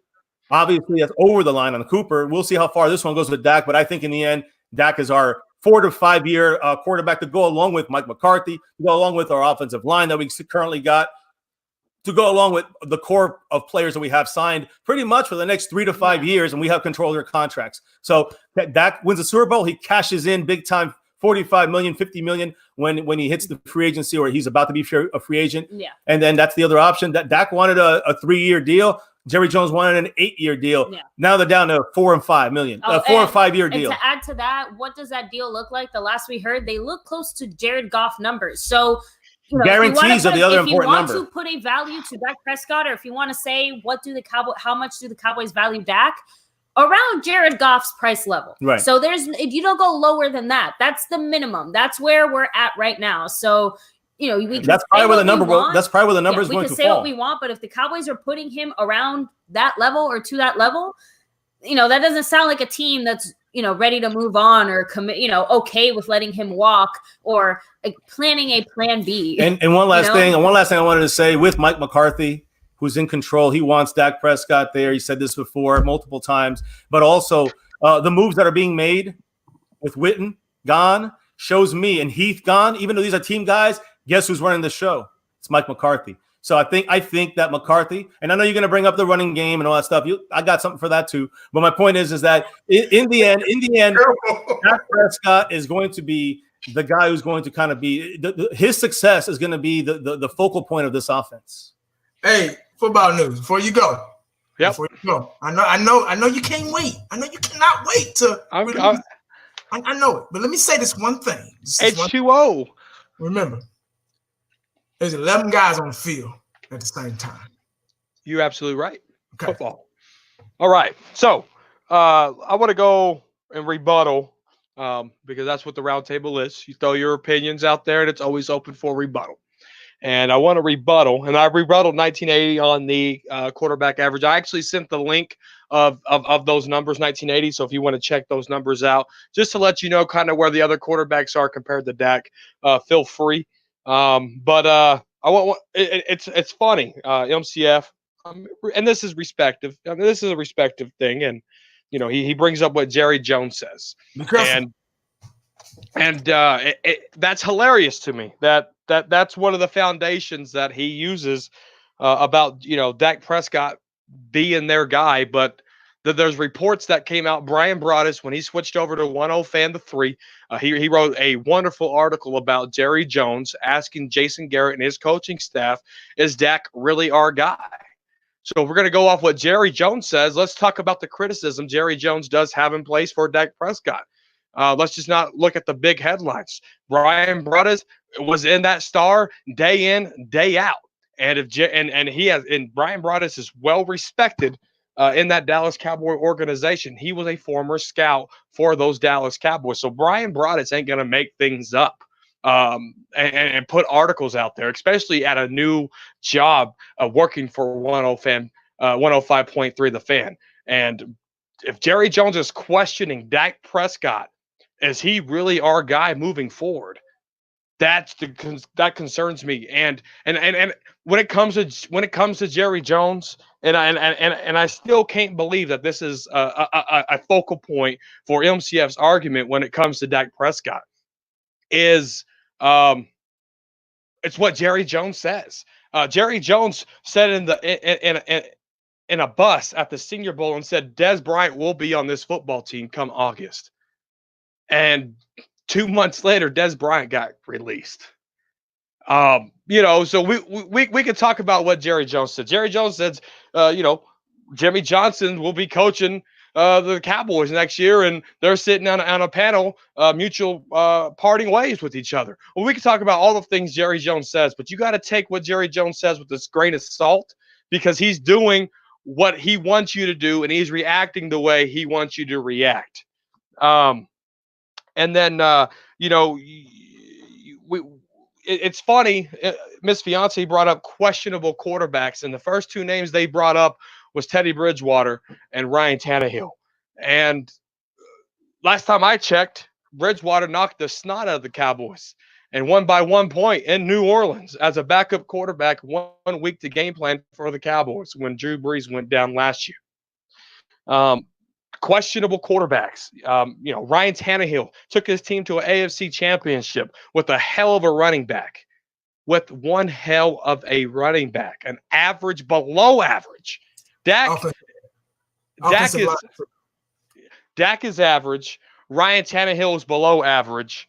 And you're telling me Ryan Tannehill went to an AFC championship game with that talent and that arm strength? Really? Really? And then you bring up what Mike McCarthy says. When the press conference came out, he didn't mention Dak Prescott. He didn't mention Dak Prescott for a while. People loved and tend to put words in his mouth. But one thing he did say is this offense revolves and will go through Ezekiel Elliott. He had the opportunity right there to say Dak Prescott. But who did he say? Mike McCarthy said, Ezekiel Elliott, because that's the smartest thing to. I will put the article in the chat if you want to shake your head. Mike McCarthy said this offense will go through Ezekiel Elliott first and foremost. And I said, and before you guys start to, try to pull the lever out and hang me, I have said multiple times, let Dak Prescott play on this franchise tag under Mike McCarthy. Let him play it. Why not? But if you sign Dak Prescott to a long-term deal right now and he struggles under a true West Coast system, Dak Prescott didn't get under NFL center or center period until he got to his rookie training camp. He didn't play under center at Mississippi State. He didn't run an NFL style offense until he came at Mississippi State, until he came to the National Football League. He's been a starter for 4 straight years. There's no progression in his game. He has center block feet. He over and under throws. He's starting to read defenses. I'll give him that. He's been audible and it's been working out for us. I will give him that. But just the footwork, just in general, still, you put on Mississippi Film State, it looks just the same as it does right now. And there's a video going around Twitter with him with that coach down there in Florida. And if you're happy with that film that they put out on Twitter, I am so glad you're not a scout in the National Football League, because you will wind up like the Browns, you will wind up like the Dolphins and the Jacksonville Jaguars, because those are the kind of scouts that you will be if you grade him, if you grade that footwork at elite level quarterback play. Don't interrupt me. Did I interrupt you? Yes. No, I didn't. But you let him play on that. Because if you sign Dak Prescott to a long-term deal, what are we going to be blaming? We're going to be blaming Mike McCarthy. Mike McCarthy is supposed to be this quarterback guru. Dak still ain't improving. Dak's still throwing people's shoelaces and underthrowing. Dak's still losing against third quarter cornerbacks on the Philadelphia Eagles defense when it matters. I'm done. Good. Well, where were you start? There's a lot to unpack there. Okay, let me start by using some of those quarterbacks again. So Tannehill, less basically could barely scrape by 80 yards in a playoff game. Tannehill, he's that. Who led that team? Was it him? I said below average. Derrick Henry. I said below average. Okay, So again, Teddy Bridgewater. Oh, I forgot. What team was he on? That's right, the Saints, which had an offense that basically personally carried him into the end zone and into those wins. All he had to do was game manage. Exactly. Sean Payton did all the work for him. So, good luck, Teddy Bridgewater. Wish you the best of luck. In Carolina. Yeah. Who was the other quarterback? The only two I said, because that's the only two you brought up. There goes that. Yeah, there goes that. Go ahead. So there goes that. Y'all didn't do anything. Yeah, no. All right, go ahead. That's that. I guess, yeah.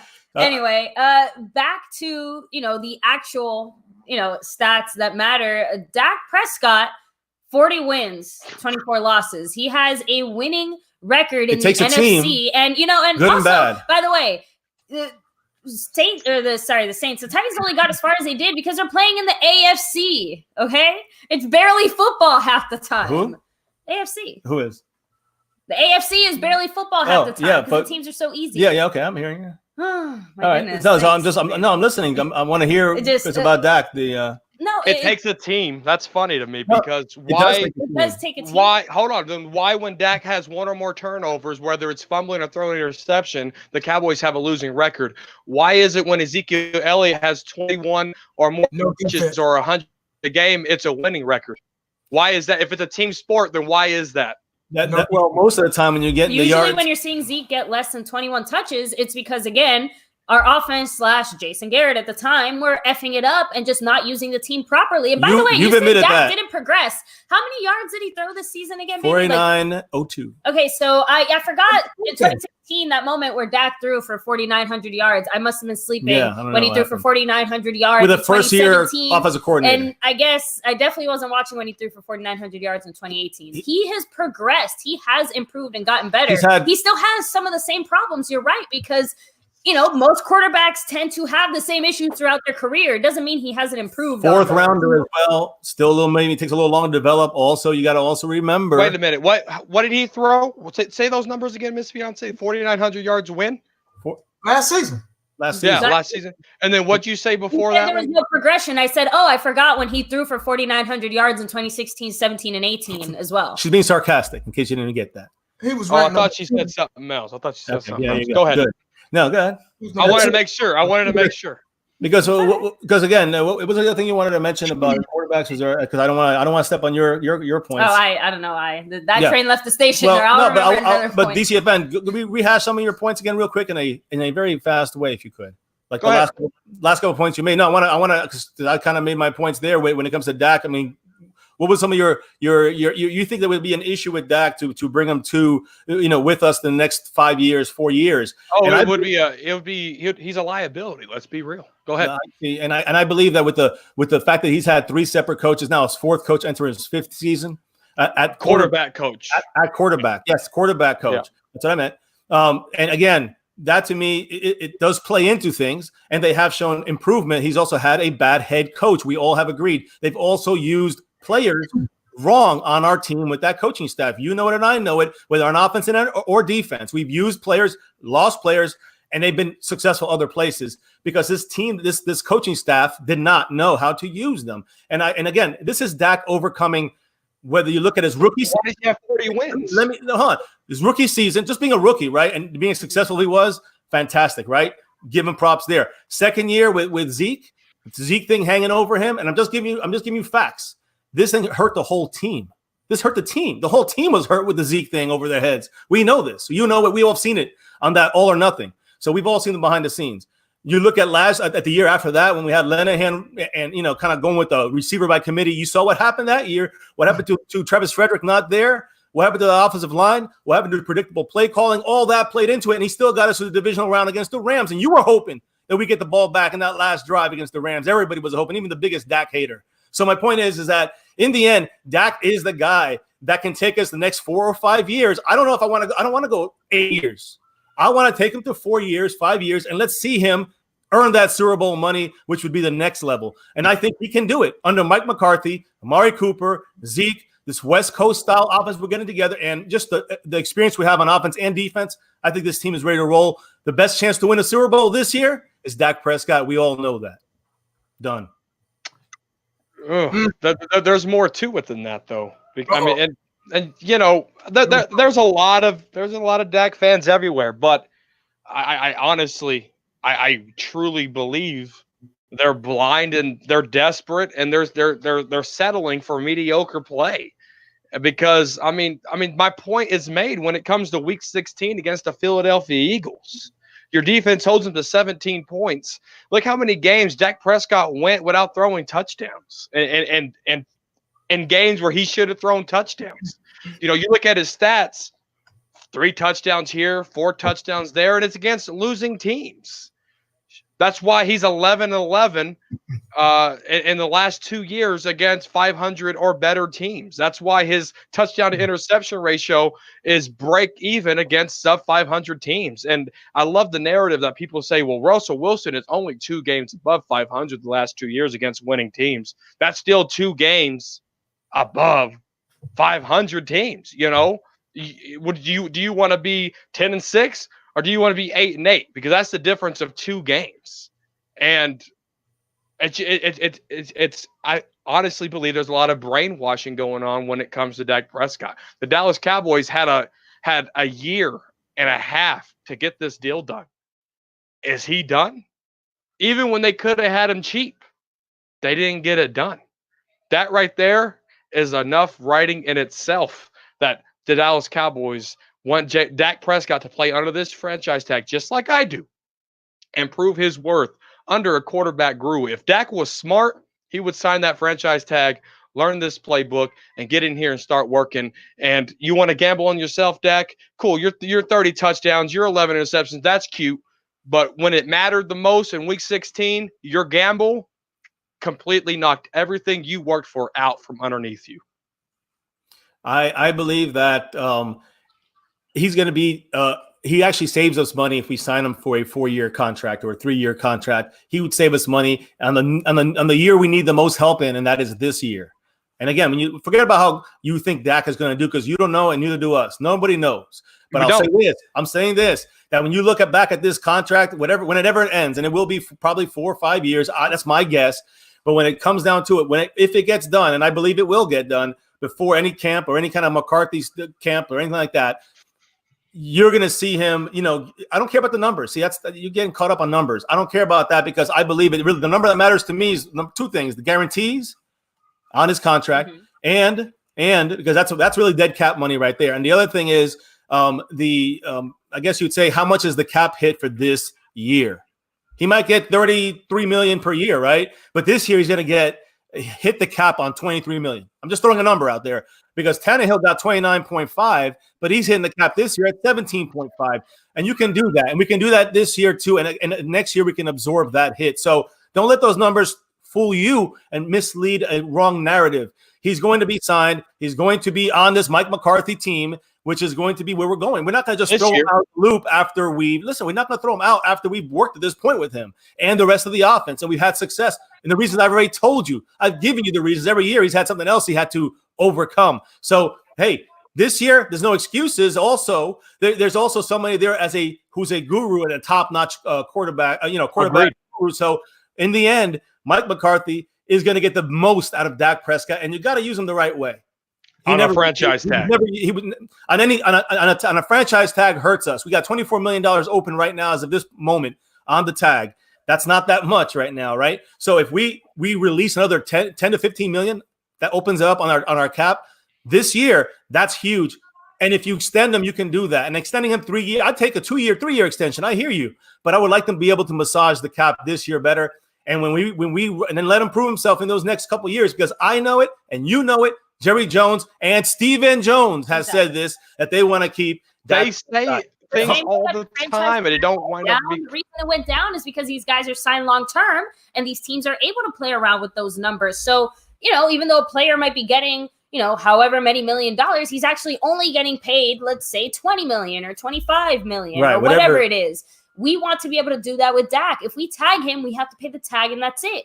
If we sign him, we can pay him a little bit differently and play the numbers so that when the cap keeps going up, we can pay him more of his contract then, and not as much of it now. Well, we don't have that same amount of cap space that we're going to have because the cap is going to jump by crazy numbers starting next year. There's something you have to incorporate this when you talk about Dak. You have to, and any player out there looking for a contract right now. When you look at what DCFN said about Mike McCarthy, he did mention that Zeke's going to be, used a lot in this system. When they asked him about RPO, they said that Zeke is going to be a focal point on that side as well. Of course, in the run game, he is going to be the focal point. But when it comes to Dak Prescott, he said it multiple times. Up-tempo offense is what is going to boost his development for the most part. He said, McCarthy said that, quote, Dak Prescott's success will be the focal point of the Cowboys offense. And he said, you can take that however you like. My point is that he is on board with Dak to lead this team, not just for this year, for the next couple of years afterwards. And I think DCFN is in denial about that. You can have the mic. No, absolutely. And I want to answer a question out of 1980s chat real quick. He said, DCFN, Dak has the tools and the heart to take us to the ship. Dude has talking about Dak. Dak has progressed every year. What do you not see in him? I don't see it factor. I don't see it factor. You could have he has an arm for the most part. If you're throwing 25 yards or less, he has a perfect arm. Anything deep, ask Michael Gallup. He'll tell you. Anything deep, ask Amari Cooper. He'll tell you. 25 yards in, cool. But I just don't see the it factor. Now, I could be missing it. But, and guys, believe me when I say this. I used to be a Dak fan. Me and Fifth Quarter Cowboys, who's another member of this roundtable who couldn't be here tonight, me and him went rounds. I stuck up for Dak until one particular game. Like I said, NFL Game Pass is free to all Americans. So download it. Go watch Week 3 in 2018 against the Seattle Seahawks. Go watch that. And you let me know where the it factor is, and look at every game even after that and let me know where the it factor is. And notice I hadn't brought up Tony Romo. Guys in the chat have brought up Tony Romo. And I made a mistake with Tony Romo. I stuck up for it. And I even went on record. And MCF even asked me a question. So was Romo elite? And I said no. We already made that mistake with Tony Romo. Why are we going to make it again with Dak?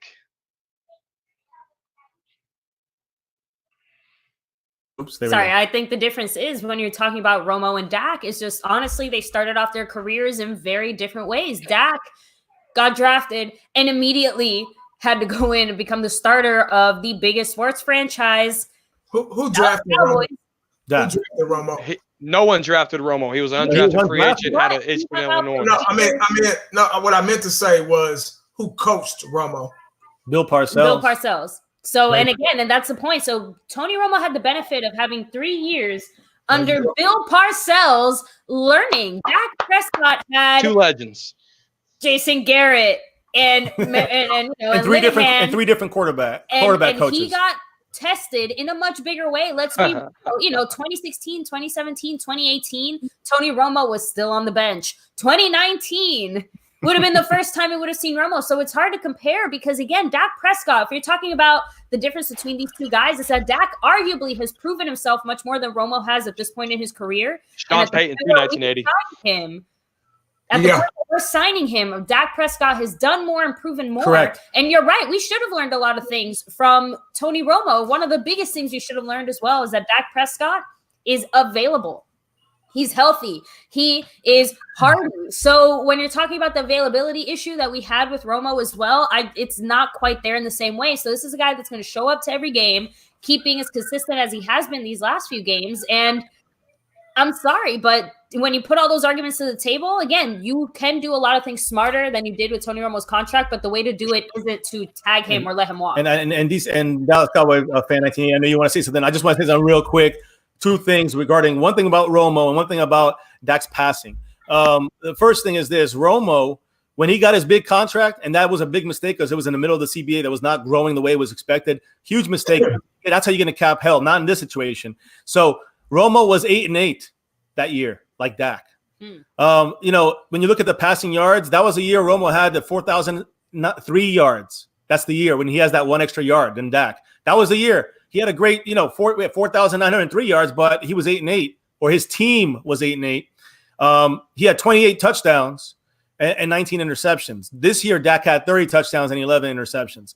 This year, Dak, again, you guys a yard off of Romo. The passer rating for Romo that year, which was before he got his big money, 90.5. And for Dak, it was 99.7 for his QBR, quarterback rating, and both did not make the playoffs. Just saying, when you look at it like that, and these guys' money situations at different times with cap hell, when you did the Romo contract, that is you can't just walk through that. You got to accept that is part of it. The timing of these contracts matters because again, Dak Prescott is a little bit lucky that he's getting his money right at the time when the CBA stuff's going on. That's what it's about. He gets to cash in. The last thing I wanted to say is that when it comes to his deep passes, Dak was 77.6 on deep passes in accuracy this year.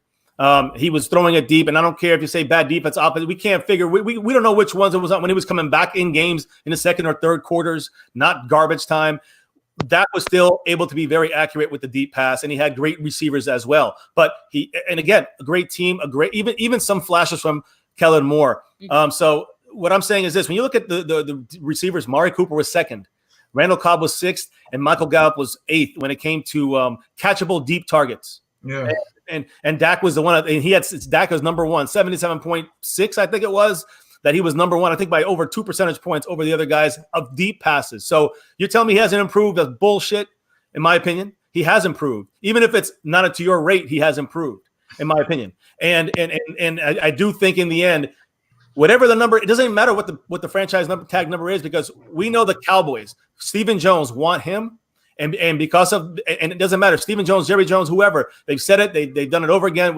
Different situation than these other claims of, with Dez when he's just talking. He's the only one talking. Stephen Jones wasn't saying that. But we're keeping Dak. Mike McCarthy wants Dak. Stephen Jones wants Dak. Jerry Jones wants Dak. Dak staying 4 or 5 years. 1980. I'm sorry, I didn't mean to cut you off there. But go ahead, man. Oh, it's cool, man. I've been listening to you guys go back and forth, and I always respect y'all's opinion because y'all are my people, and I don't want to undermine what you guys are saying because out of respect. Dak Prescott to me is a lot of people don't like Dak. A lot of people love him. We can go back and forth all night. You'll never win an argument with anybody about Dak Prescott, even if they're on your side or not. You're just not going to win one. That's just the way it is. Dak's a very sensitive topic, very sensitive subject to talk about, to touch on. I like Dak Prescott. I've always supported him. I think Dak Prescott is a born leader, and he's very durable as well. He'll give you a whole season. He reminds me of Steve McNair. I always say this, the late Steve McNair, God bless his soul. He's one of those thick quarterbacks that can take hits, and he's an ugly winner.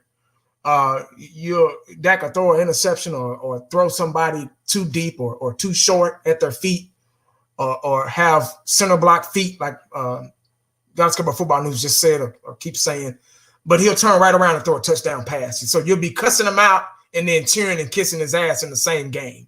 You get what I'm saying? He's just one of those type guys.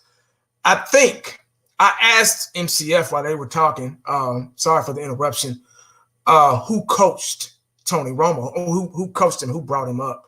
And it was Parcells and Sean Payton. Those are two of the greatest coaches that touched the field. And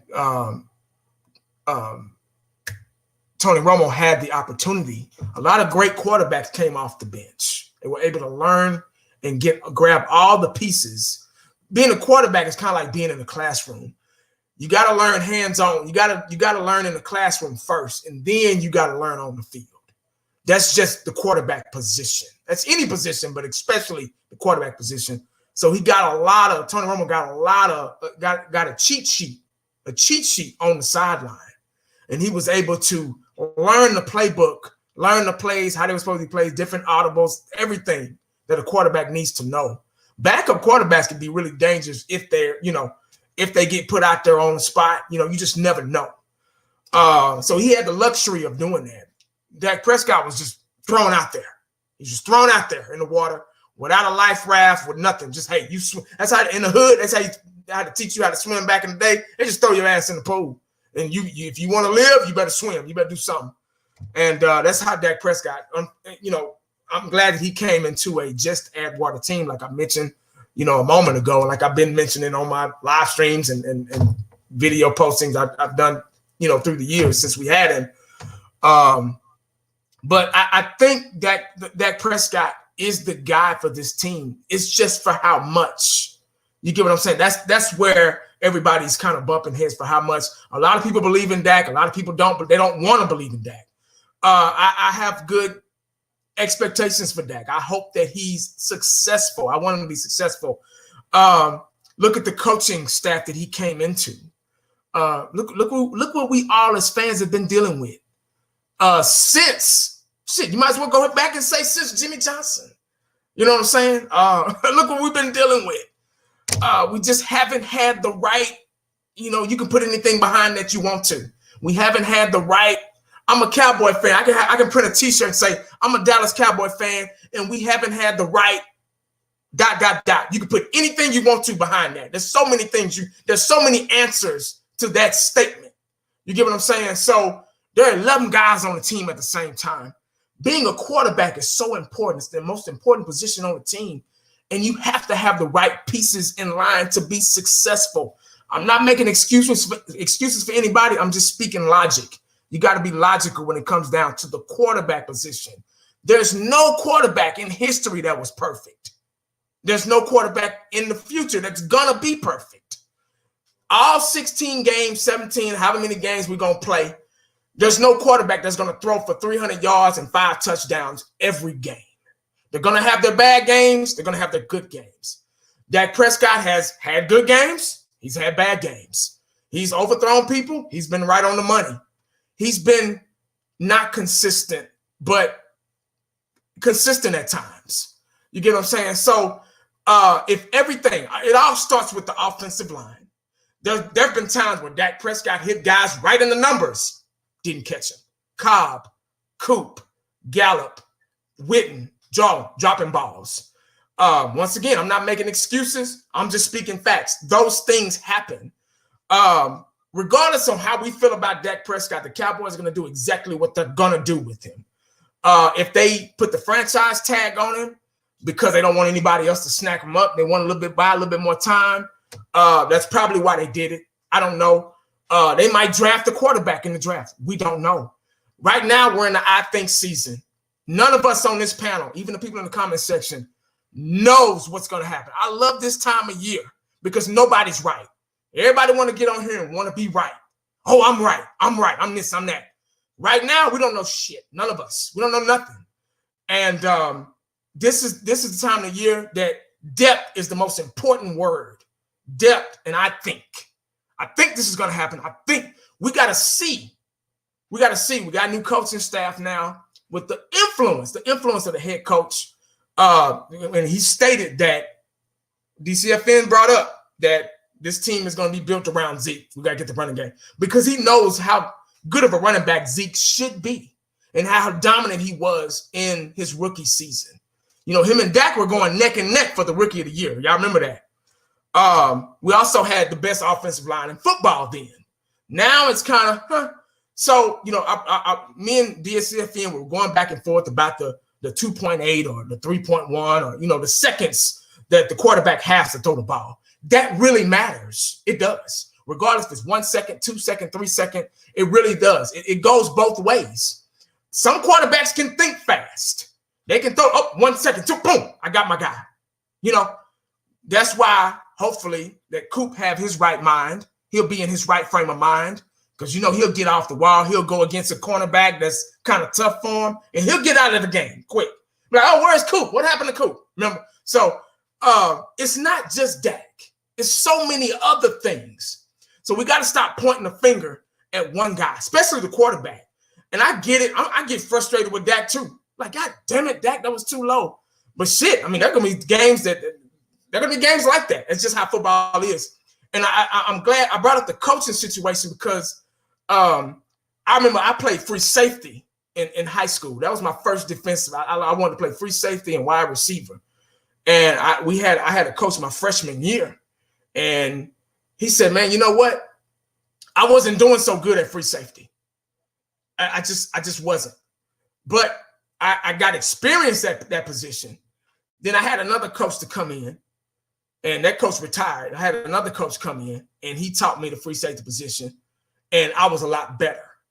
He showed me things that the other coach couldn't. All coaches are different. And then freshman year, I went straight to varsity, and I started playing cornerback because I had a fast 40 time.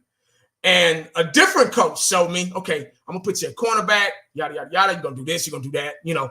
And I was dominant at cornerback. You get what I'm saying? So different coaches, different schemes, different mind frames can teach you better. So we got new coaches in here. We got new teachers in the classroom, like I keep saying over and over and over.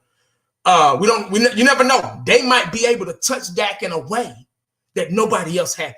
Damn, so Garrett didn't know how, or Kitna, you know. And let's just see how they do. You get what I'm saying? We still got Kellen Moore, you know, but we got new quarterbacks coaching, new head coach. So let's just see. That's what I keep saying. Let's just see how these coaches can do with this guy and clean up just a little bit. All he just needs some edges chopped off a little bit, and then the cake will be nice and straight for everybody to cut and eat, you know. And that could be the perfect quarterback. But I think he's a tough guy, tough cookie. He can lead us to the promised land. He can do a lot of things a lot of quarterbacks can't. He can take a hit. He can run the ball, you know, and, you know, RPOs, you know, he can do it all, man. So I think I'm going to stand behind him. I'm going to try my best to stand behind him.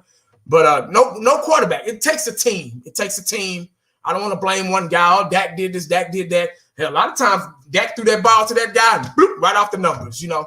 But, you know, I don't know if y'all had anything else to say about Dak, my Cowboys family, football news. But, No, I'll just sorry if I took too long. No, you're good, brother. I'll just do my closing statements on Dak, and thanks guys for another episode of the Roundtable. My closing statements on Dak, you know, MCF brings up, you know, signing him now will save money when you can restructure contracts. You can cut Tyron Smith. You can cut Chris Jones. You can get money for this football team as long as you let Dak Prescott play on this franchise tag. And one last point I want to bring up is Dak Prescott stats. You know,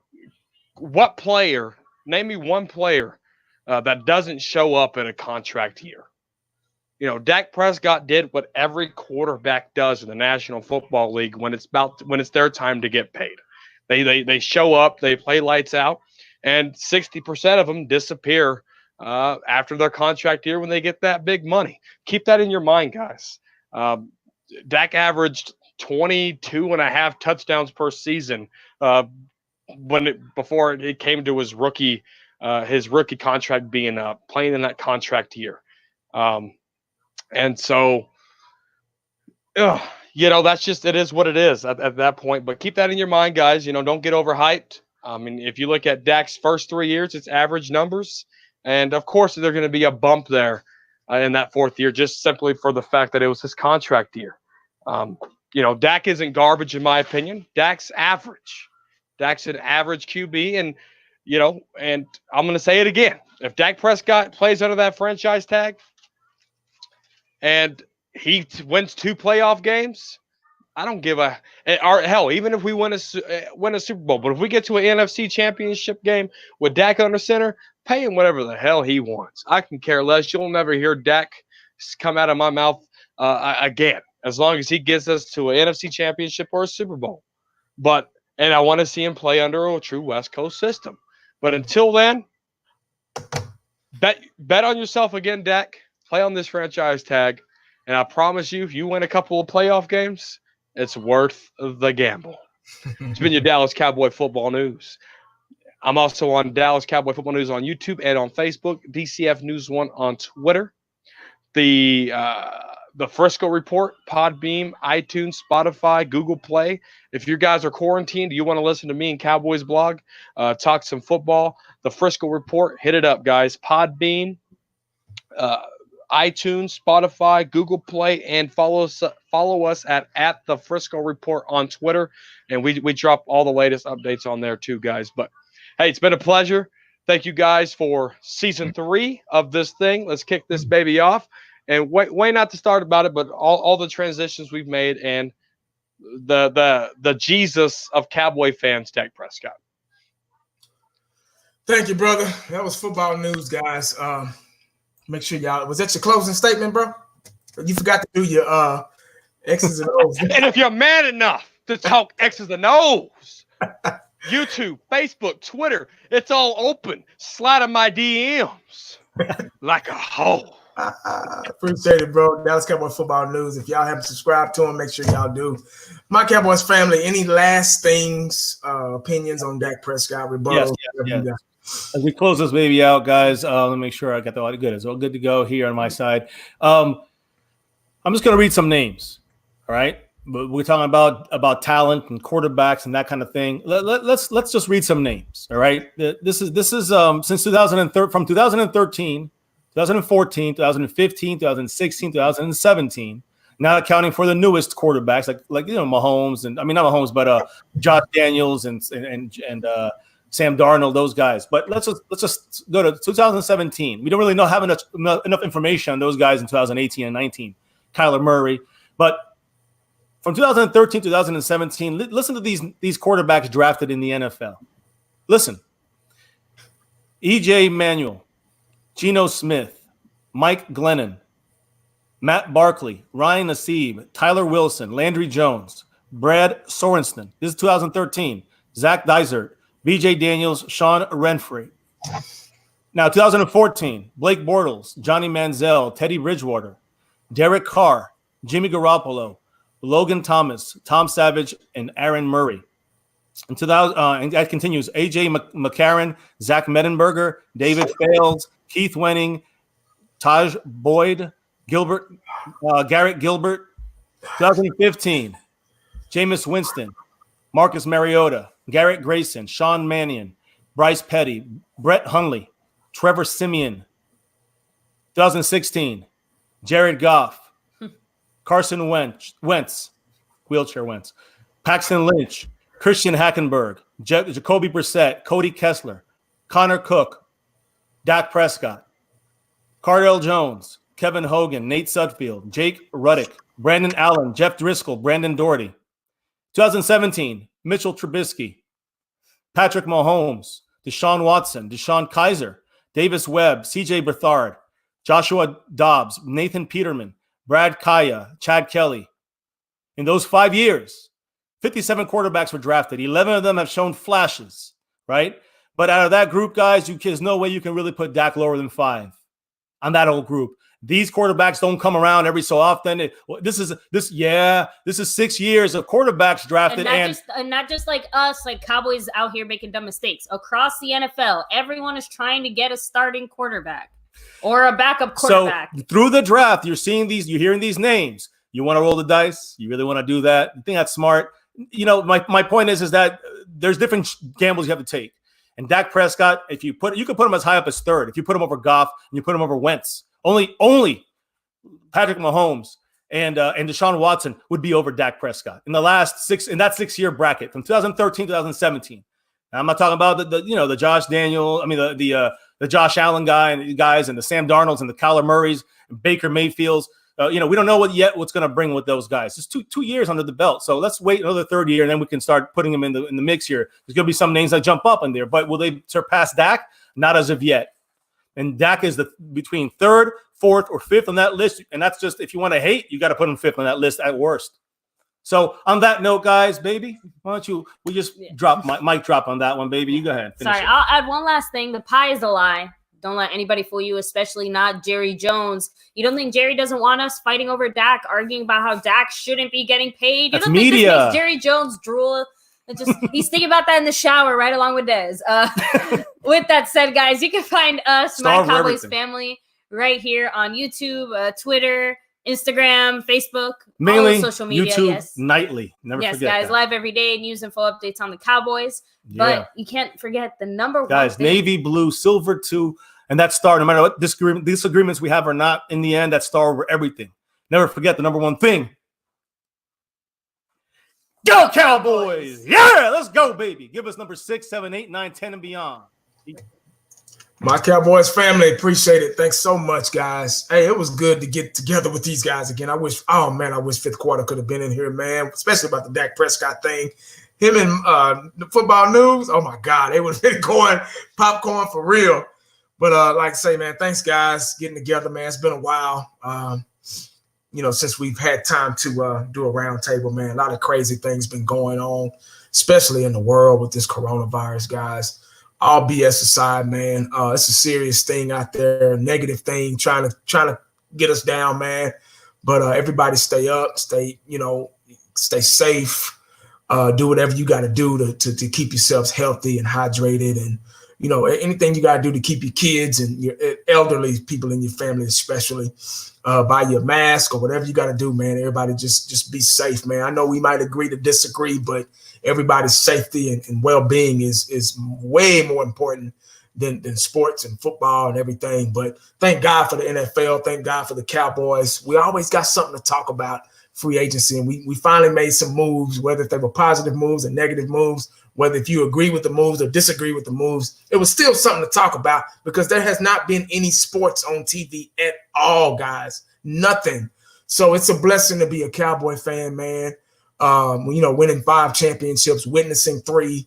And it's a blessing to be talking with these guys. And everybody's doing okay on the round table and healthy and strong. And, it's a blessing everybody in the comments section able to come out and, leave their thoughts and opinions because their opinions matter as well as ours. It's equally, nobody knows more than that. We don't know. It's a game. We don't know what it's a game. It's a gamble. We don't know what's going to happen day by day. We just got to try to do our best to try to predict it and assume and try to figure out what this team is going to do. Hopefully it leads us to a promised land, leads us to a Super Bowl. And that's what we all want. And we want the best players in line to do it. And I'm pretty sure a lot of us knows what it takes to get to that point. But just being able to collab and share our thoughts and opinions about the game, man, about the sport, is just the coolest thing in the world. Back in the day, there was no social media. My dads and all the fathers and, in the neighborhood were Cowboy fans. And during halftime, they would go outside and meet up outside and talk about the game. And after the game, they would meet up outside and talk about the game. So that was their social media back there. It was face to face, So, and right now we're doing it, through internet, through the internet. So, which is a good thing and it's a blessing, guys. But thank y'all once again for joining us, man. Y'all stay safe, stay cowboyed up, stay prayed up, do whatever you got to do to keep your family safe. And make sure you stay prayed up, man, because you never know what the day is going to bring you. Holla back at us. We out.